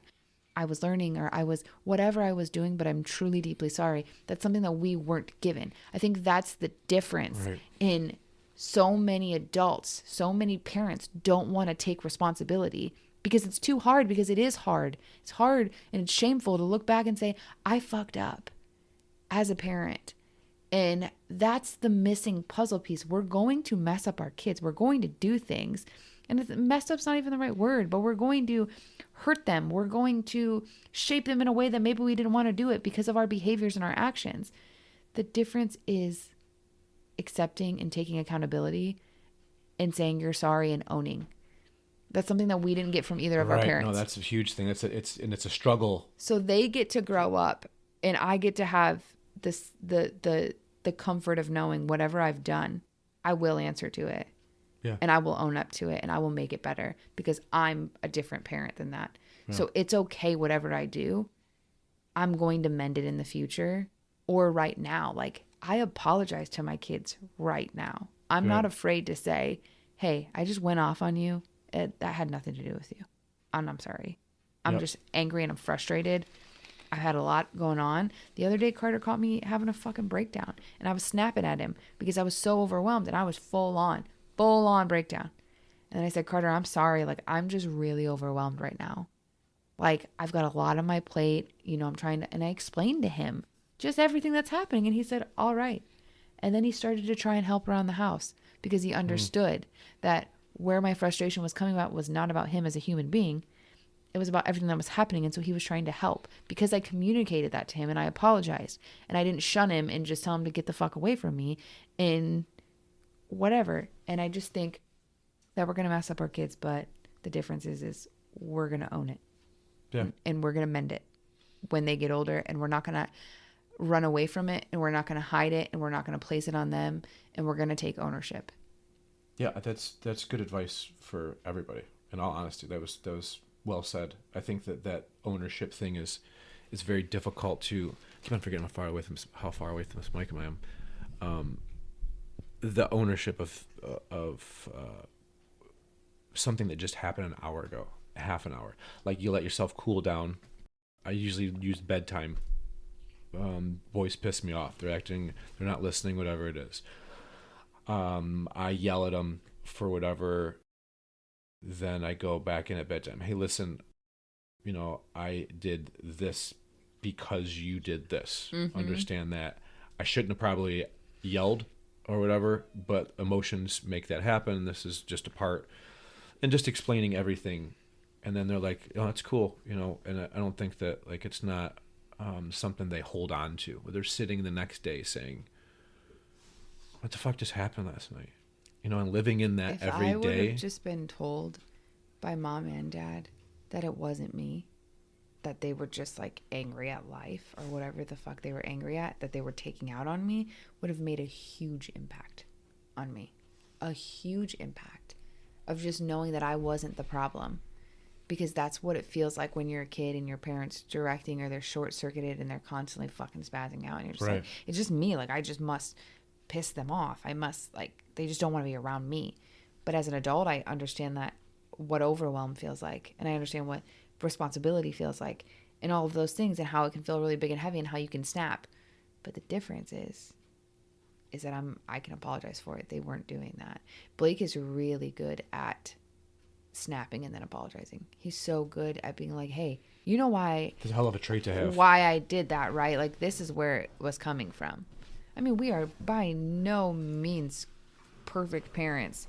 We fuck up a lot, but we've both adopted apologizing and confronting it, even when it's uncomfortable, and it is uncomfortable. Right. We all have pride. We all have egos. We all have ways that we want to, that it's hard. It's hard to say sorry as a grown-up to another grown-up. And it's hard to say sorry to your kids. It's hard to take ownership. I don't know why that is, but it's just an uncomfortable moment. And then it's like, so and when it's done, it's like, God, it feels so fucking good that we just, so much better. We moved on. Yeah. Dad was so bad. And just never done it. Like he's probably one of the biggest reasons why I do it, because there was so much misunderstanding of where I stood and what was going on, and never fixing anything and being like, there's still this fucking thing here, man. Mm-hmm. What the fuck? And you're just acting as if you didn't just call the cops on me yesterday. Mm-hmm. And we're just sitting here talking about what we're having for dinner. I'm confused. I was always so confused. Where mom was the opposite. Mom was like, we're going to have a talk. I'm like, oh, we're going to have this is going to go too far. Yeah. But I feel like with mom, with her, it was I'm sorry, but, and there was always some sort of way that it was indirectly not her fault. True. She lacked ownership. She could apologize, so she was blue in the face, but there was no ownership behind it. That makes a difference. When you're just apologizing to apologize and then throwing an excuse, there's a difference when you're making an understanding. Mm-hmm. And you're like, this is why. But then there's a difference of using excuses as to why you've now become the victim and why your behavior is out of your control and you're not taking ownership, but you will apologize because that's what you're supposed to do. Mm-hmm. But you haven't fully grasped or took ownership of what you actually did, because that would be too hard. And so it's just this way of mom had a way of staying in a victim mentality. She just did. There's the blame game a lot, right? And it sucks. Like, God, I don't love sitting and talking about just all of the negative things, but it's true. And that's like just what it was. And it's something that because of her, now I get to be a better mom to my kids and show up in a different way for them and do what I needed, and I don't have to make the same mistakes that she did. And that's what it was. They were mistakes. Her life was too big, and I can understand that, having been the same age as her when she lost both of her parents. By the time she was 27, no, by the time she was 29, she had lost both of her parents. Mm-hmm. By the time I was 30, I had lost both of my parents. And so I feel like this connection in that sense of like being the same age and being parentless and really understanding where her life took a fucking wrong turn at and how it could have. And it doesn't mean that I let go of everything that happened. I still give her ownership of the behaviors that she had. She chose that. Benjamin, we're doing a podcast right now. Sir, we're doing a podcast? Is that cool if we continue, or you want to use the fucking couch as a scratch post? Let's take a quick break. Yes, we are back. Little potty break, and we are back with some more questions for Jess. Let's do a little rapid fire. Oh, I'm bad at rapid fire. Oh, it makes it even better. Okay. Kira, I need you to lay down though, ma'am. I just asked if you wanted to go outside, and now, of course, as soon as I start the pod, I'm never gonna call it that again. Don't do that. Hey, Kira, just ignore me. That's cool. But if you could lay down, that would be really awesome. I appreciate you. Is she in the video right now? I can't see the thing. She blends in with the chair. Let's do a little rapid fire. Okay. I just got a couple of them. We'll just do it quick. No pressure. Mm-hmm. No pressure at all. Just I'll give you a grade afterwards. No pressure, but I'm gonna be judging every second. Everybody else, leave a grade in the comments after you watch it. Okay, I got an imaginary timer. Okay. And go.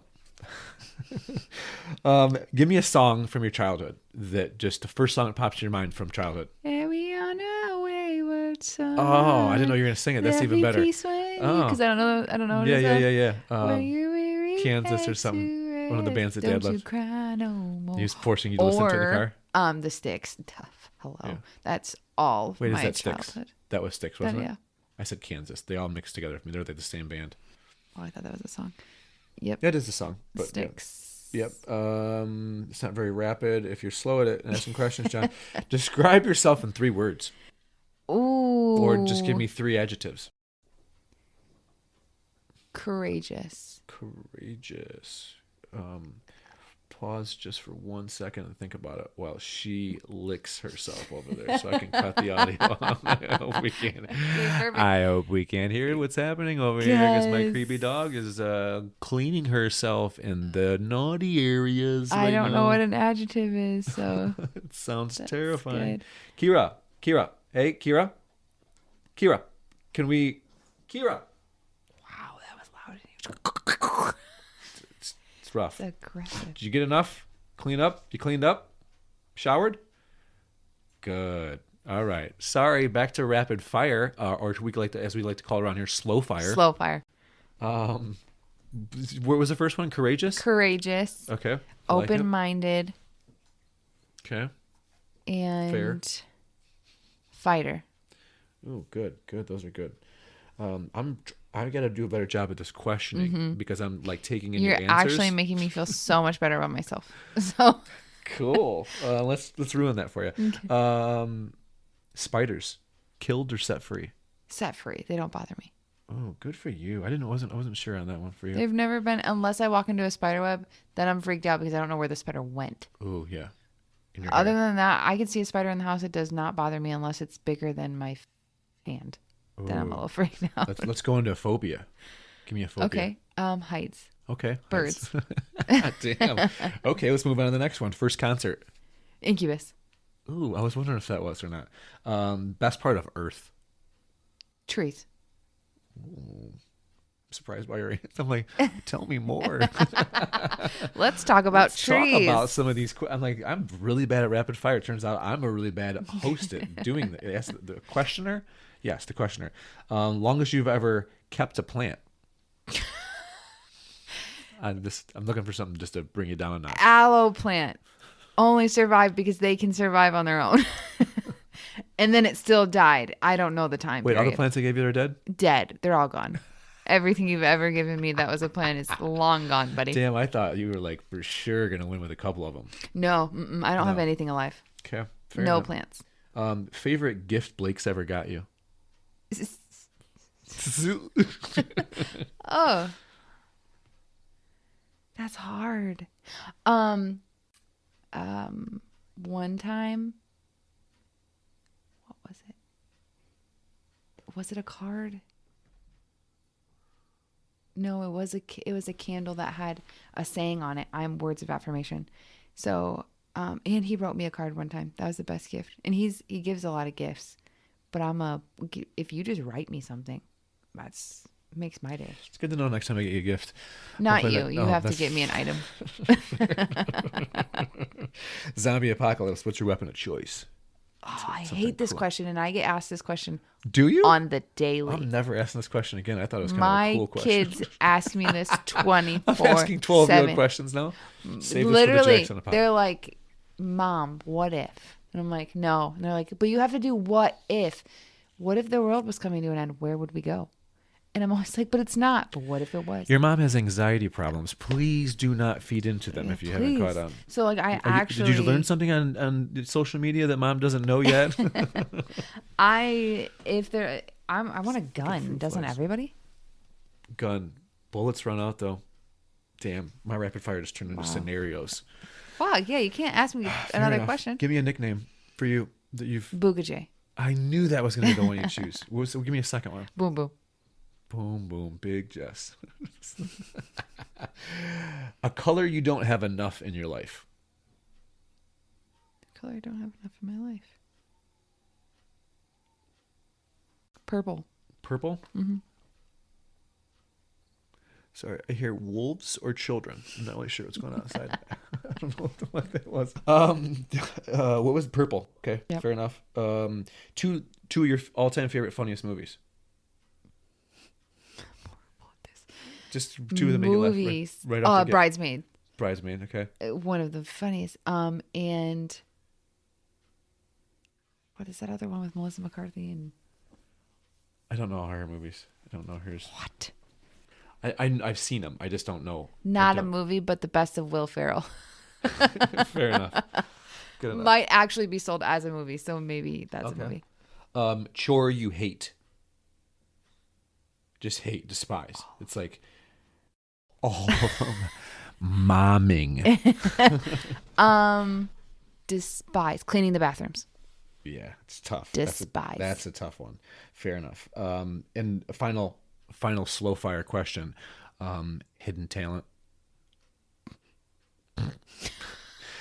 Folks, she doesn't have many talents, is what she's trying to tell us. I like to say that I can sing. I'm just kidding. I cannot sing. No. I don't do that. Do that little carry on my wayward song. There'll be peace when you are done. Yeah. Okay. Kira, look, Kira, you got a reaction. She put her ear. She was like, "What the fuck is this? Is it a high pitched whistle?" You know, I don't think I have a hidden talent. No. I don't think this is a talent, but like I was a whitewater rafting guide in Washington. That's a cool talent. I don't really consider it. I would never do it to this day. I developed a lot. I mean, I would never do it nowadays because of my anxiety. I was 18 when I was doing that. Yeah. Crazy, folks. She was nuts. She was nuts when she was younger. Okay, we're done with slow fire. I do want to talk a little bit about fun. Yeah? Yeah, I like that. All right, I'll call you randomly down in Georgia, and we'll do a little rapid slow fire. I'll get this set up in Georgia, and we can. Oh, I'll just call you on the phone if you're bored. I want to record it. Oh. Fair enough.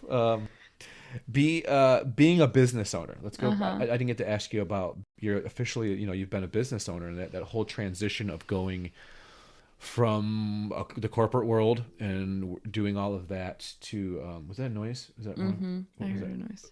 It sounded like somebody hung up the phone. I don't know, guys. I don't know what I'm doing. This is the first time I'm doing this, and I'm producer, engineer, host, and listen, it's not that big of a deal. It's just if you hear noises and a bunch of shit happening, and I got two animals that One's giving herself a massage.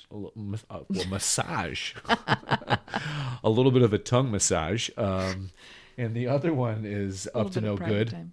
So yeah, we got a lot going on here. We're just making it happen.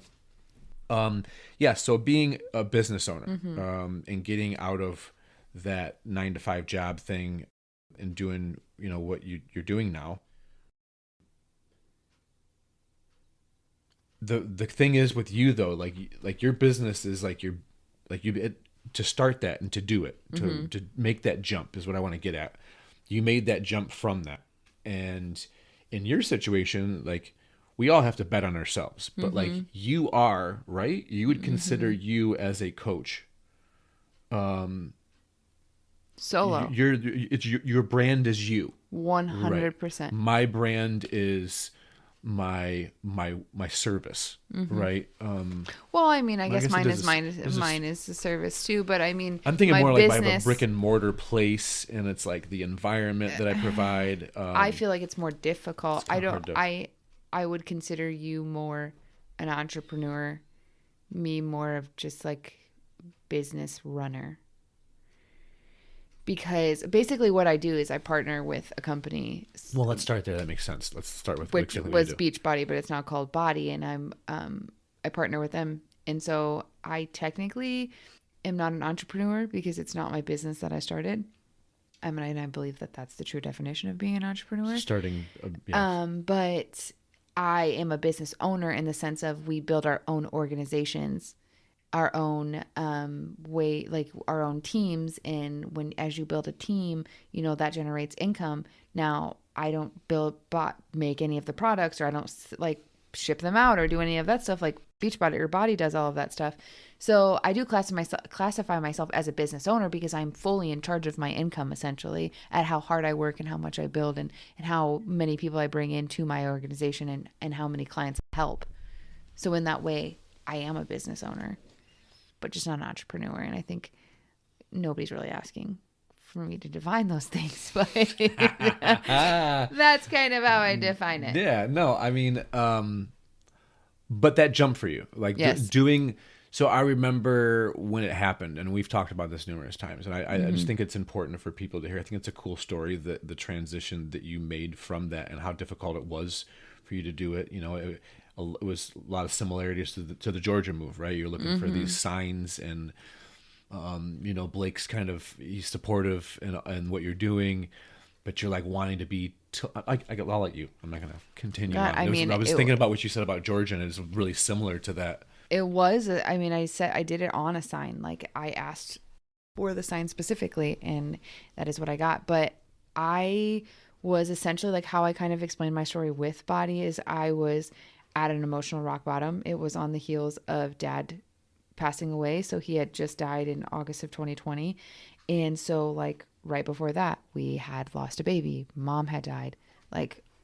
We struggled with secondary infertility. It was 3 years of literal hell, like the biggest, hardest years of my life compacted in those 3 years. So it was the tail end. So right after Dad died, I had been following this girl. Well, essentially like when Blake and I had lost our baby and we went to the hospital and we had the baby, we had came home, and it was within a short window of like that week, I was scrolling on Instagram and this local girl was sharing another girl's Instagram on her stories, and I clicked it. And I just so happened to start following her. And then I stuck around because she has this little boy and his name is Hank, and he's one of the coolest dudes I've ever seen. And they live in Texas, and he's constantly picking up lizards and frogs and grabbing birds out of the air. Like I'm not even like, he's just a wild Texas kid. He sounds like a friend I want to have. He is. You would love him. We would be friends. And I fell in love with her family, and just, what we do on social media, we find people we follow that we actually enjoy seeing their life and becoming a part of it in our own way. And so I was following her all summer long, all while at my fucking worst, at rock bottom. I lost 2 monumental people in my life. I was parentless, and I had lost a baby, and just all of these things. So I was so fucking lost. And one time I had overheard a conversation of Blake talking to someone else, and he had said she barely gets off the couch. And I remember he wasn't talking negatively about me, but it was true. I was so fucking far gone, struggling and being a shell of a human being, like literally just getting through days, literally just to get through them. It was like out of body experiences constantly. Like I knew I was doing the movements to live a life, but I wasn't actually present in my body. I wasn't actually living life. I was so fucking lost in grief. And I mean, the year that mom died, I was so lost in alcohol and just like trying to numb it and not feel things and just all of these things that go with grieving. And she was like sharing about a community of women. And I got really fucking weird. And I messaged her. And I said, I wish I had that. And it was like the most desperate point of my life, messaging a stranger on Instagram who I've never spoken to and just saying that I want something that they have. But it was literally the message that would change the trajectory of my entire life, would change everything for me. And she told me that she was a Beachbody coach and asked if I'd ever heard of it. And I actually had. And I was like, are you fucking kidding? I'm not doing that. Like, no, okay, never mind. But then there was like this part of me somewhere. I like to say that it was like my heart that was like just telling me, my intuition, my gut. It was just like this knowing that I was going to do this. But my head was like, you're fucking crazy. Like, no, you're not. What's everybody going to think of you? Everyone's going to talk about you. Everyone is going to laugh at you. You're going to be one of those girls. And I went to Blake and I told him, and I was like, I don't know why the fuck I'm considering this, but I am. Like, it feels like I should do this. And he was like, then you should. And I was like, but I've quit everything that I've ever started. And he's like, well, how are you ever going to have anything stick if you just keep never trying? Like, what does that make sense of? You're just not going to try anything ever again? And he pushed me to do it. And I remember even having a conversation with you on my front porch. And I was like, I'm scared I'm not going to stick with it. And you're like, well, you got to try it. And so I was sitting in my living room and I had asked that morning, and I remember even telling you, we talked on the phone. I was like, I asked for a sign and I want the sign to be a blue flag. And you're like, well, yeah, you're probably not going to see that because like we like to pick signs that like we're not going to fucking see.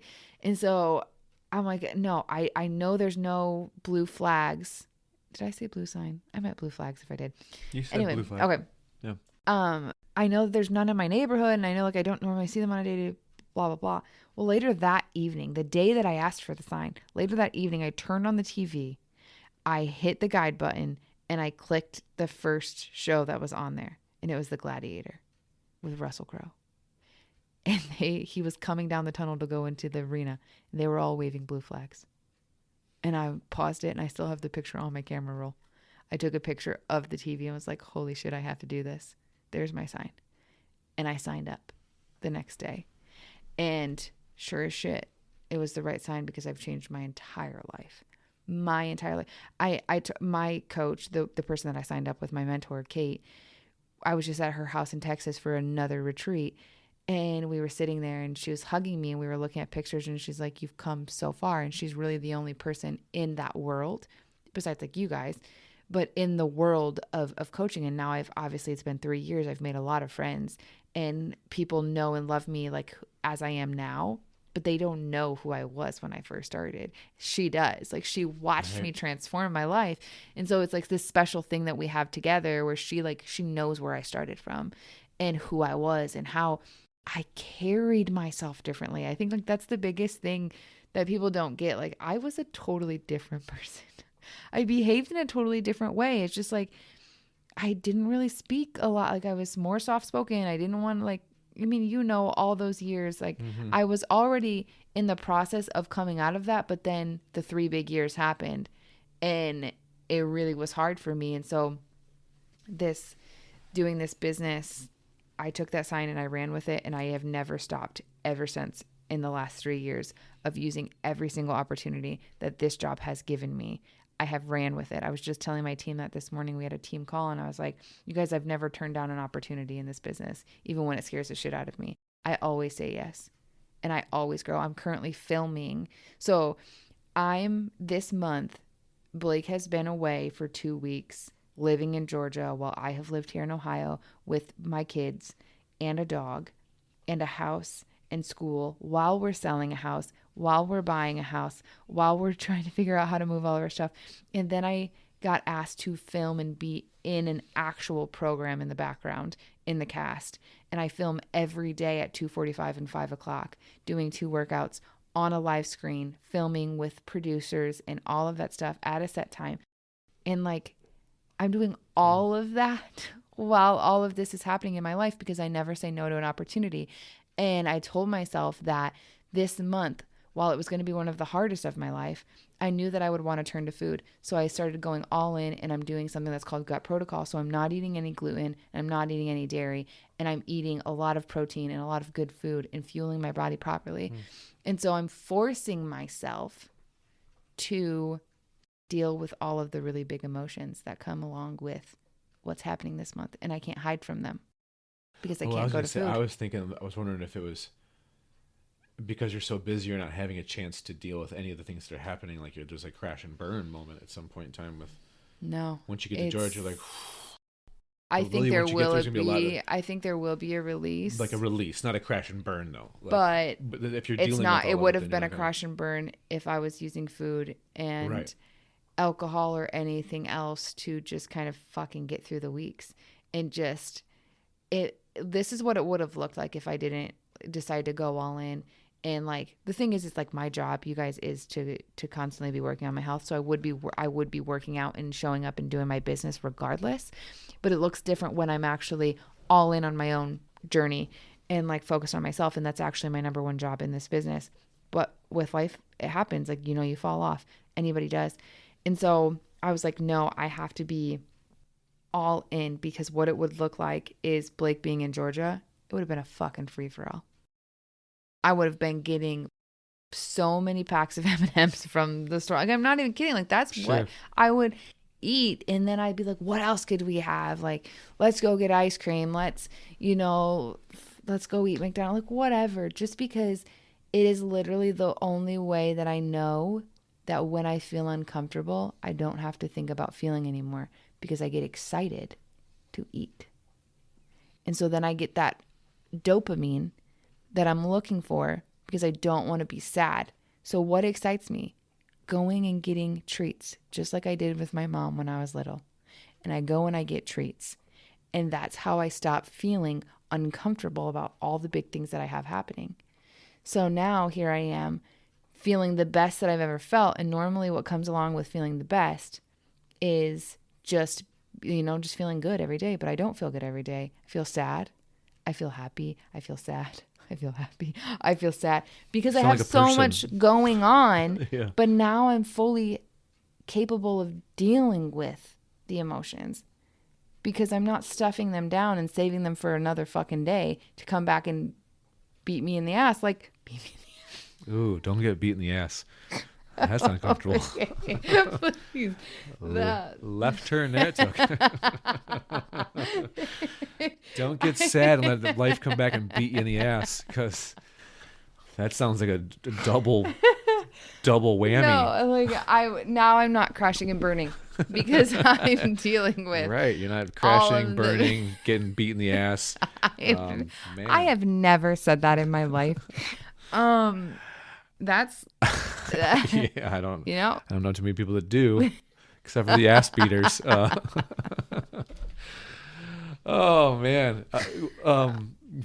So anyway, this has changed my friggin' life, and I take every opportunity. And my whole thing is like, this month I'm gonna see so much of what I'm actually made of, because I'm super codependent on my husband, because I'm really codependent on my siblings. And that's kind of been passed on to him. Like, he's my best friend, but I also use him as a security blanket. And I've been able to see all that I'm fucking capable of with him being down there and me being up here. And I don't give myself enough credit as an adult and as a parent. And I knew that the universe always has my fucking back. And so it's going to continuously give me situations for me to show up and handle. And I'm doing one of the hardest programs I've ever done in my life. And that's for a whole nother story of how that came about. But like, at work? It's like through work? Yeah, and the universe everything is aligned. This is the thing, this is my message, is that I took that chance on using that blue flag as my sign. I trusted and I had faith. And it panned out so well that once you take that yes, you give that yes to that whatever path you're supposed to be on, things fall into alignment. And I always just say, They just work because you're doing what you're supposed to be doing. Does it still feel hard? Yes. But somehow it always ends up working out. And that's how I always know I'm in alignment, where it's just like shit comes out of left field and it just works. I'll be stressing out about something and like, there's no possible solution. How are we going to do this? And then it's like the next day, here's the solution. And I'm like, it's because we're in alignment. Shit just falls together. It's not easy because you still have to, there's still things that you have to go through, but shit just figures itself out when you're in alignment. And I truly believe that. And that's how I know we're on the right path with this whole thing, because we'll be stressing about something and then all of a sudden it's just taken care of. It is a flow. And I'm just leaning so far into that and leaning into the faith that I have of like trusting my gut. Yeah. I'm going to take one second. I couldn't handle it. The dog was in the background. I'm like, what a shit show this is. I literally, we're having, you're talking and all of a sudden I hear the dog eating. She likes to slowly crunch on her food and do whatever. I'm like, that's a problem. Nobody wants to hear a dog eating in the background. And then she's over there lapping and cleaning her paws right next to you on the microphone. And it's the one sound in the world that I can't stand. I don't want other people to have to listen to it. And then I realized that at some point in time, I also forgot to do something for the next part of the podcast. And I'm like, wow, what a shit show. Hey. I don't think it's bad. I mean, I'm just saying, it is what it is, and I'll do my best to try to edit some of the stuff out, but I'm not too worried. I think it's going well. Agreed.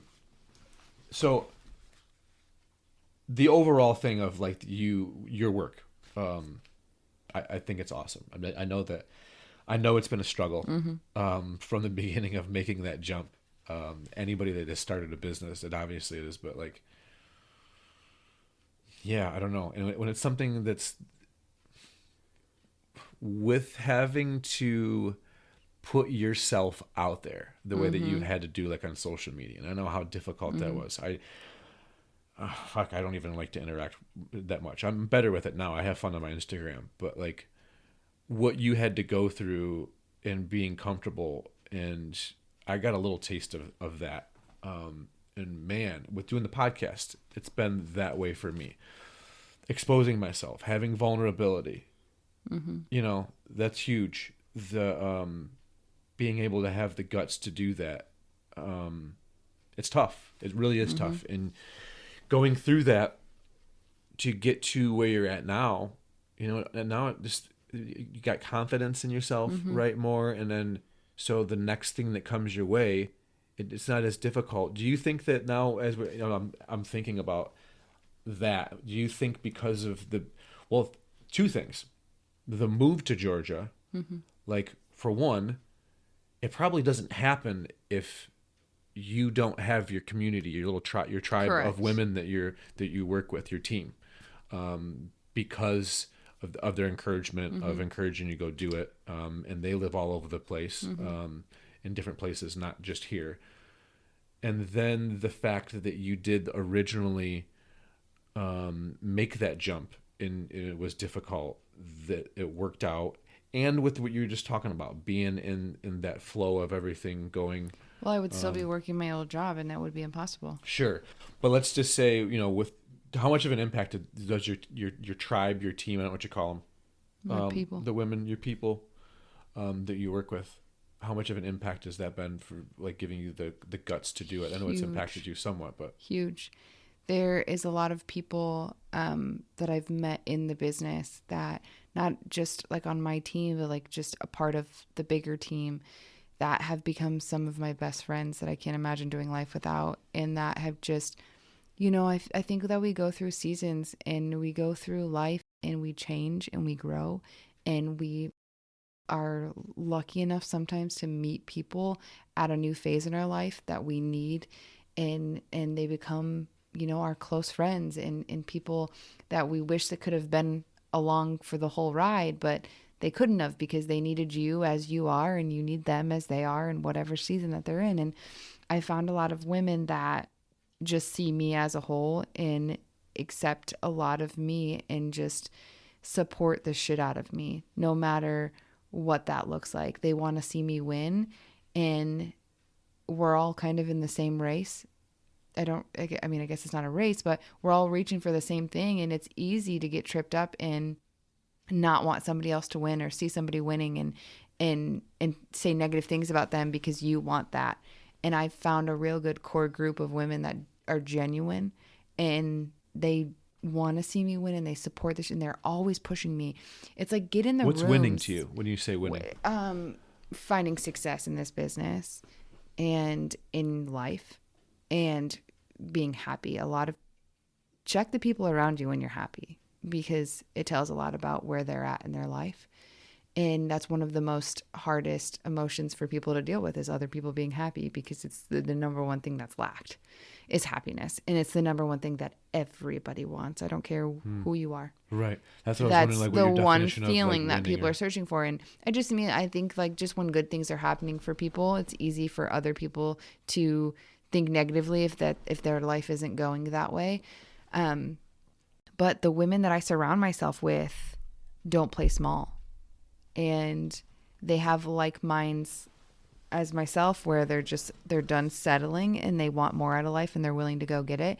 And they understand that you have to be comfortable in order to grow. And so they're constantly pushing me for more. They're constantly like cheering me on and saying, go after those things, do the things scared. Who cares if you fail? You're going to learn. Like, nobody in my circle is telling me to play it fucking safe. And that's what I need. And they're supporting you while you're doing it. So it's like, they're the people that I can voice memo and have a fucking full on breakdown and like, I can't believe I'm doing in this. And they're like, remember why you are though. Everything you told me that you wanted, this is what you're doing. You know what's on the other side. You know what's about to come. And so it's just, it's women that have become a part of my life that see me as a whole, and they love all of the parts and still support me and push me and don't give me an out. They don't hold you accountable they don't sit and want to fucking complain about life, and they're looking for solutions. And sure, we complain and we have frustrations, but the majority, the point of our core group that I have, the core friends that I have that I've made, nobody sits in that group chat or wherever we're at and just talks shit or just complains. We have better things to do. We have businesses to build. Hold each other We accountable. have money to go get. Remember that thing we you're doing. have families to provide for. Our conversations look like, how big can we fucking dream? Who's got the biggest dream and who's making the biggest fucking moves to go get it? That's a cool room to be in when you have, and it's not like you're, like, to be in that room is one thing, but to be a part of the group in the room. It's like you going to like a motivational speaker and you're like, man, I want to be what that person's got going on. I want to feel that. And like, you get that, like you're all giving it to each other. Yeah. A lot of people, a lot of women say that they support other women publicly, but very few actually do it behind closed doors. And those are the type of women that I'm surrounded with. The ones that do it behind closed doors, the ones that do it when no one else is watching, the ones that do it privately when nobody else can hear. A lot of people, sure. But I speak more about women because that's the industry that I'm in. It's a lot of women, and a lot of people say that they empower other women publicly, but don't do it behind closed doors.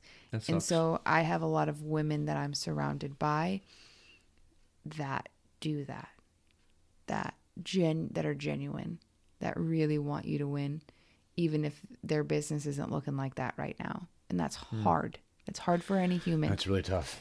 Because it's not like your team is, if one of you is doing really good, then everybody else gets a little bit of that, right? I mean, it's no. I'm saying, like, if you're energy wise, I'm energy wise, I'm talking about like monetarily, like you're not monetarily. Yeah. So it's like, hey, we're all a team in your specific line of work. It's not where, you could be killing it. Yeah, that money's going to you, right? It's not going to so and so. So when they're down, if they're not making anything, they're still, to be able to still be positive for other people. It's really difficult for a lot of fucking people out there. It is. Just as a human. The hater thing is But the thing, like, it's fun because the biggest part of our business is what we call personal development. And like, I tell my people all the time, if you're comparing yourself, or you're wishing you had what she had, or you find yourself being annoyed that she's winning and you're not, or you're not getting people, or you're not, fix your fucking mind. Mm-hmm. What the fuck are you doing for up here? Because this is where it starts. This is where it starts and it ends. If you cannot think in a way, not positive, I'm not talking about toxic positivity here. That's not realistic. I'm talking about becoming healthy in your mind, understanding yourself, healing old things, healing, like working on you, listening and reading actual books that actually transform you. I'm currently reading one and I'm going to plug it right here. It's called Homecoming. You should read it, and so should everybody else in the world. But that was nice. You went right. I'm gonna go right on the microphone and give you. That's well done. I feel like we're becoming pros. You're professional. One day guest. I'm gonna have a podcast. Okay. You can come on mine. Shoot me a podcast interview request. Well, do I go through your agent or? Yeah, fucking. Their name is. Will you log on to Facebook and get my message?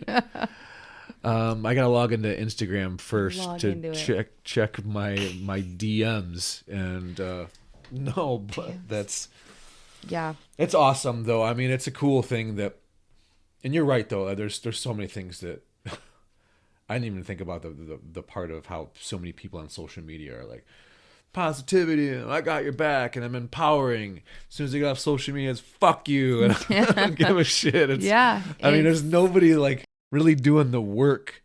You know, it's like I'm doing all of this to make a bunch of money, but all I'm doing is like, if you didn't get anything from my words on social media, then fuck you, because I ain't got time for you off of it. Yeah, it's like, who are you? Who are you in the dark when no one's looking? Man, that's true. I would hope that people are like seeking out and they're like, listen, I just got so busy and I got like I'm so popular. I'm all of these things. I'm making so much money. I don't have time to like help individual people. Like, what are you doing it for then? Are you doing it for the money, or is it just like you're doing it? I'm like speaking in behalf of like all the people that are out there like doing these things. And I get like you can't just help every single person out. I get that.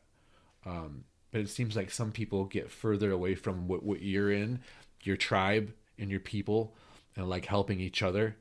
And doing what you can for what's feasible, and what you're doing is what's feasible. When you get to the point where you're like, I'm doing this and everybody has to just get what I'm saying. I don't do any one-on-ones. It's just get my words and get something from them. It's kind of a weird thing. I like doing the podcast. I like to do the podcast because I'm hoping eventually that I start getting, I have and in the past, but I'm hoping to get more and more feedback of, hey man, you helped me through this. That's why I did the whole grief part of it, because I like the one-on-one. I want to get something out of it that way. And it seems like a lot of people are just kind of the greed part of it takes a little more. I heard a quote once, and I'm going to butcher it because I don't remember it. But it was like, giving is the most selfish act, because when we give, it's really the feeling that we get from giving that's so powerful and addicting and makes you want to do it even more. That empowered feeling, not empowered, that's not the right word, that feeling you get from helping somebody and giving to them, and that joy that you get, that's why it's the most selfish action in the world, because it brings you so much joy, and so you want to do it more because it feels good. Yeah. And it's not a negative, it's just a good quote of like, giving is actually the most selfish thing, because you get so much out of giving.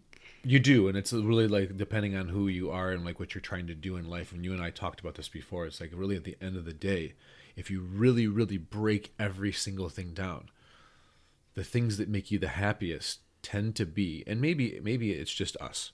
I don't know. I can't speak for everybody, but like really at the end of the day, the moment that you help some old lady in some situation, right? For example, and then that same day you get a $50 tip, you get a $100 tip. Somebody throws you $100.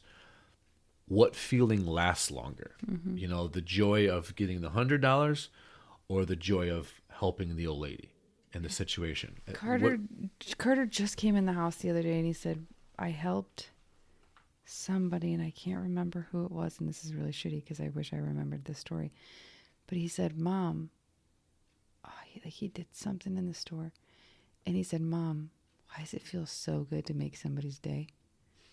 And I was That's like, awesome. Because it just does, buddy. It feels good to make somebody else happy. He Yeah. said, yeah, it does. It just made my day. And I was like, yep. And it made your day because, like, damn, my son is a cool ass human being. That's a good little. We'll segue into the last part here. I want to do a little game. How well we know each other. Oh, okay. I don't know how it's gonna work or what the fuck, but I came up with like 6 random ass random stuff just to see. And that's what I forgot.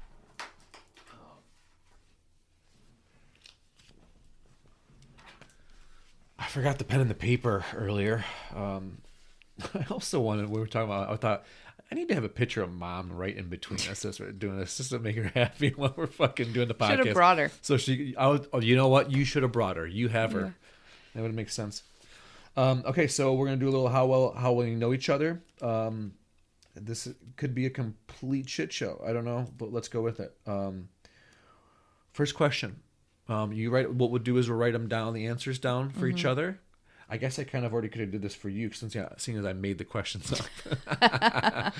But we'll write the answers down, and then we'll you'll just say yours back to mine, and whatever. So, what do you think I'll write yours, and what do you think my keys to a relationship are? Or put this in order. I'm going to give you 4 things. Okay.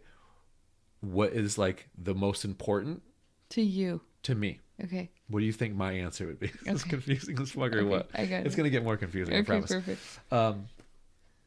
Okay, so communication is one. Trust is another. The way that a person's breath smells. And swag. Trust. Breath. Are you saying the answers out? No, I'm writing them down. I'm going to put them in order. Oh. Breath and smell. No, swag. Swag, man. Breath, smell. Okay.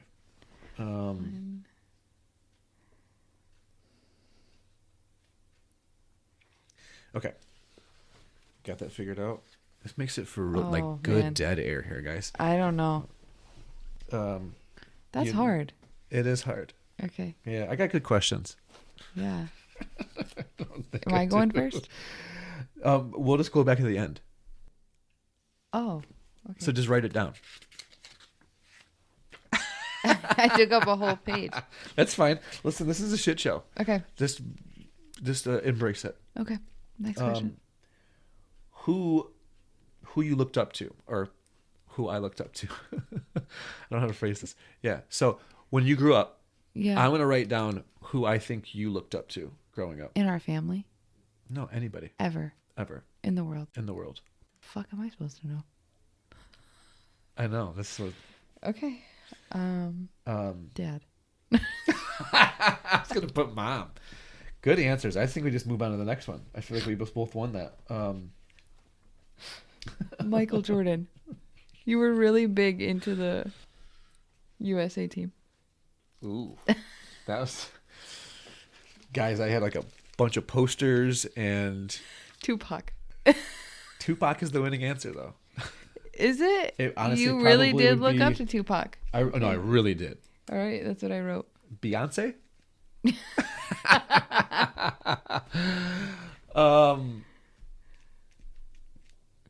Yeah.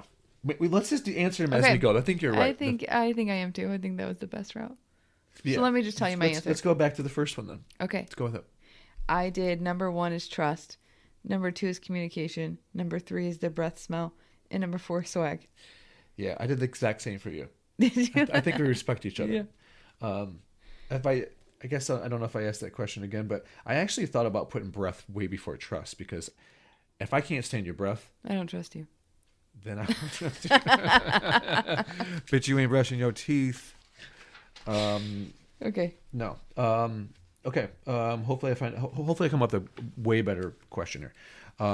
In order: hip hop, rock, country, or pop.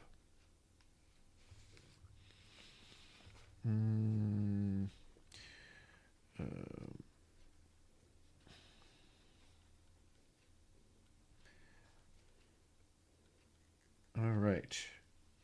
And you want me to go first? Sure. I'm going to say hip hop first, pop, country, then rock. Mm-mm. No.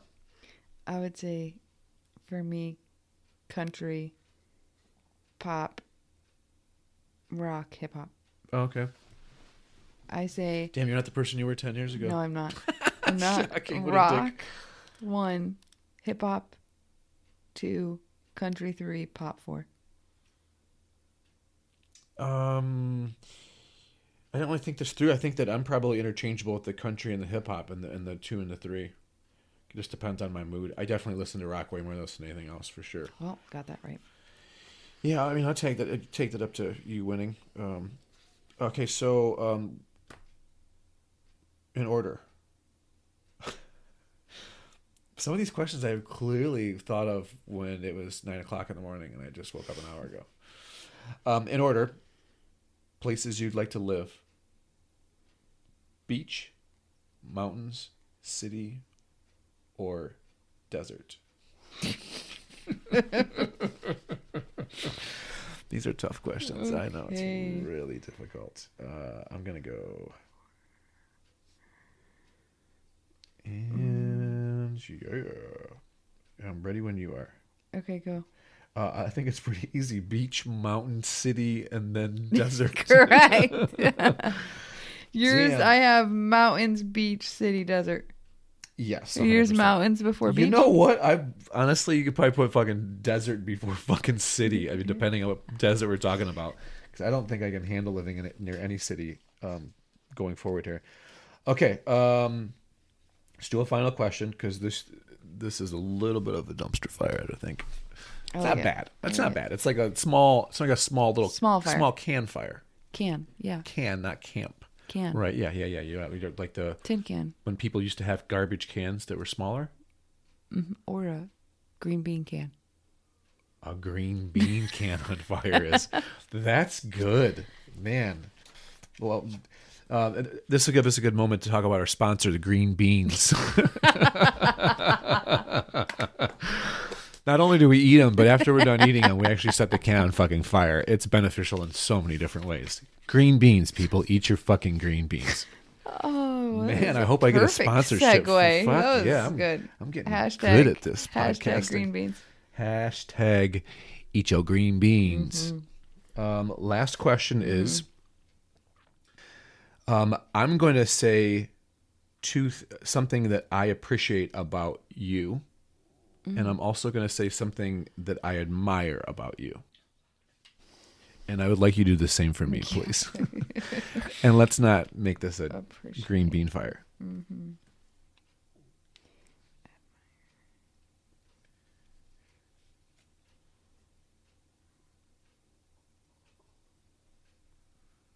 All right. Let me know when you figure out yours. I can start first. You get a lot of things to write down over there, Go. I'm sure. So appreciate. I think having your ear in so many different situations that I've It's needed. the same thing I wrote. Really? Yes. Yeah. Sorry. Just being able to, that's the first thing that came to my mind. It's always been us, though. Like, it's been, well, not always. I mean, shit, are the past 10 years for us, right? Ever since we both had kids, that's when we started to become close. Well, fuck, you were 20 then. I mean, I was 30, you were 20. But we together, also, guys, this is, I don't know if I've ever talked about this, but your son, so I have my son Aiden is 13. He was born on December 15th, 2009. Carter was born, your oldest son, was born on December 15th, 2010. Jackson was born on December 20th, 2010. So 5 days after Carter, but Carter was born on the exact same day as Aiden, a year later. Wild. Still wild that. It's weird. I mean, you and Kristen were almost Kristen was induced, so you guys were almost in the hospital at the same time for Carter and Jackson. Wild, but yeah, no, having your ear and being able to talk about this stuff. when our kids were little, Mom was obviously here, and it was, we kind of both went through Mom for all of our shit with trying to figure out what we're doing. And Mandy, having Mandy help us with a lot of things when Mom wasn't available or whatever it was. But that's always been a huge thing, is being able to have that. And the other thing is Zach and I talking about, like, with you leaving, like, damn, she's kind of the one that brings the family together in a sense. I don't mean to say in a sense like that, but like you do, like you're the kind of the part that brings us all together. Me, Manny, and Zach, we can be complete messes at times, for our own reasons. So yeah, the other part is the things I admire, is your discipline to your exercising and like what you've done. There's also like resiliency with all of that, being able to have the discipline and then the resiliency to keep it up. And how hard, and when you said earlier, you mentioned hard work, like how, one of the things that I don't remember exactly what the question was. I asked you three words to describe yourself. Yeah. You said hard work. That was easily one of the things that I admire about how you've gone about doing it. Life. Doing life. Thanks. Okay, tell me about me. Okay, perfect. I knew you were waiting. Appreciate you listening, you being there when I call and talking things out. I'm big on the biggest way that I can get through things is to talk through them. You've always been the person that I call and talk through them with, and just letting me talk out loud and work through my shit and being the ear that listens and the person that I call for everything. And what I admire is how true to yourself you are. How I always have admired that you are true to you, but also that you put boundaries up and that you understand what you can and can't do, or what you do want to do and what you don't want to do. And you're not afraid to say it, and you're not afraid to go about it. Like, you don't go out of your way to people please, in the sense of the negative people pleasing that I've always done, of just trying to make other people happy. You don't have a desire or a need to fulfill other people before yourself. And I admire the shit out of that. Thanks. That's awesome. That's, yeah, that's good. I honestly wanted to end it. Like, I thought, I wanted to end it on something about me. Thanks. I really wanted to end this podcast. It's been an interview about you, but I really wanted to end it about me. No, this was awesome. Thanks for having me on, and I want to come back, even if I'm recording in Georgia. Yeah, well, we'll figure that out. Clearly, there's a lot to figure out here. We got to get Stephanie, and it would be, we can't do it. It would be fun to do all of us, but clearly that would be a complete shit show. No. We already tried that on my birthday, my 40th. Everybody would talk over each other. It would be disaster. Right. Podcast nightmare. Absolutely. Nobody is patient enough to let the other person finish a sentence. Fuck no. And a couple of us are going to be drinking. Yes. So it's going to be I'm worse. out. You're out. I'm in. No, I'm kidding. Anything else that we need to address at all? There's a lot more things, but I'll save it for next time. Yeah, save it for next time. Let's do this Awesome. again. I love you. Thanks for coming in. All right. Bye, everybody. If you'd like to learn more about the show's guests, make sure to check out the links in the description. For all show updates and news, be sure to follow @AwakenHeArtist on Instagram, or check out the website awakenheartist.com for more backstories and blogs.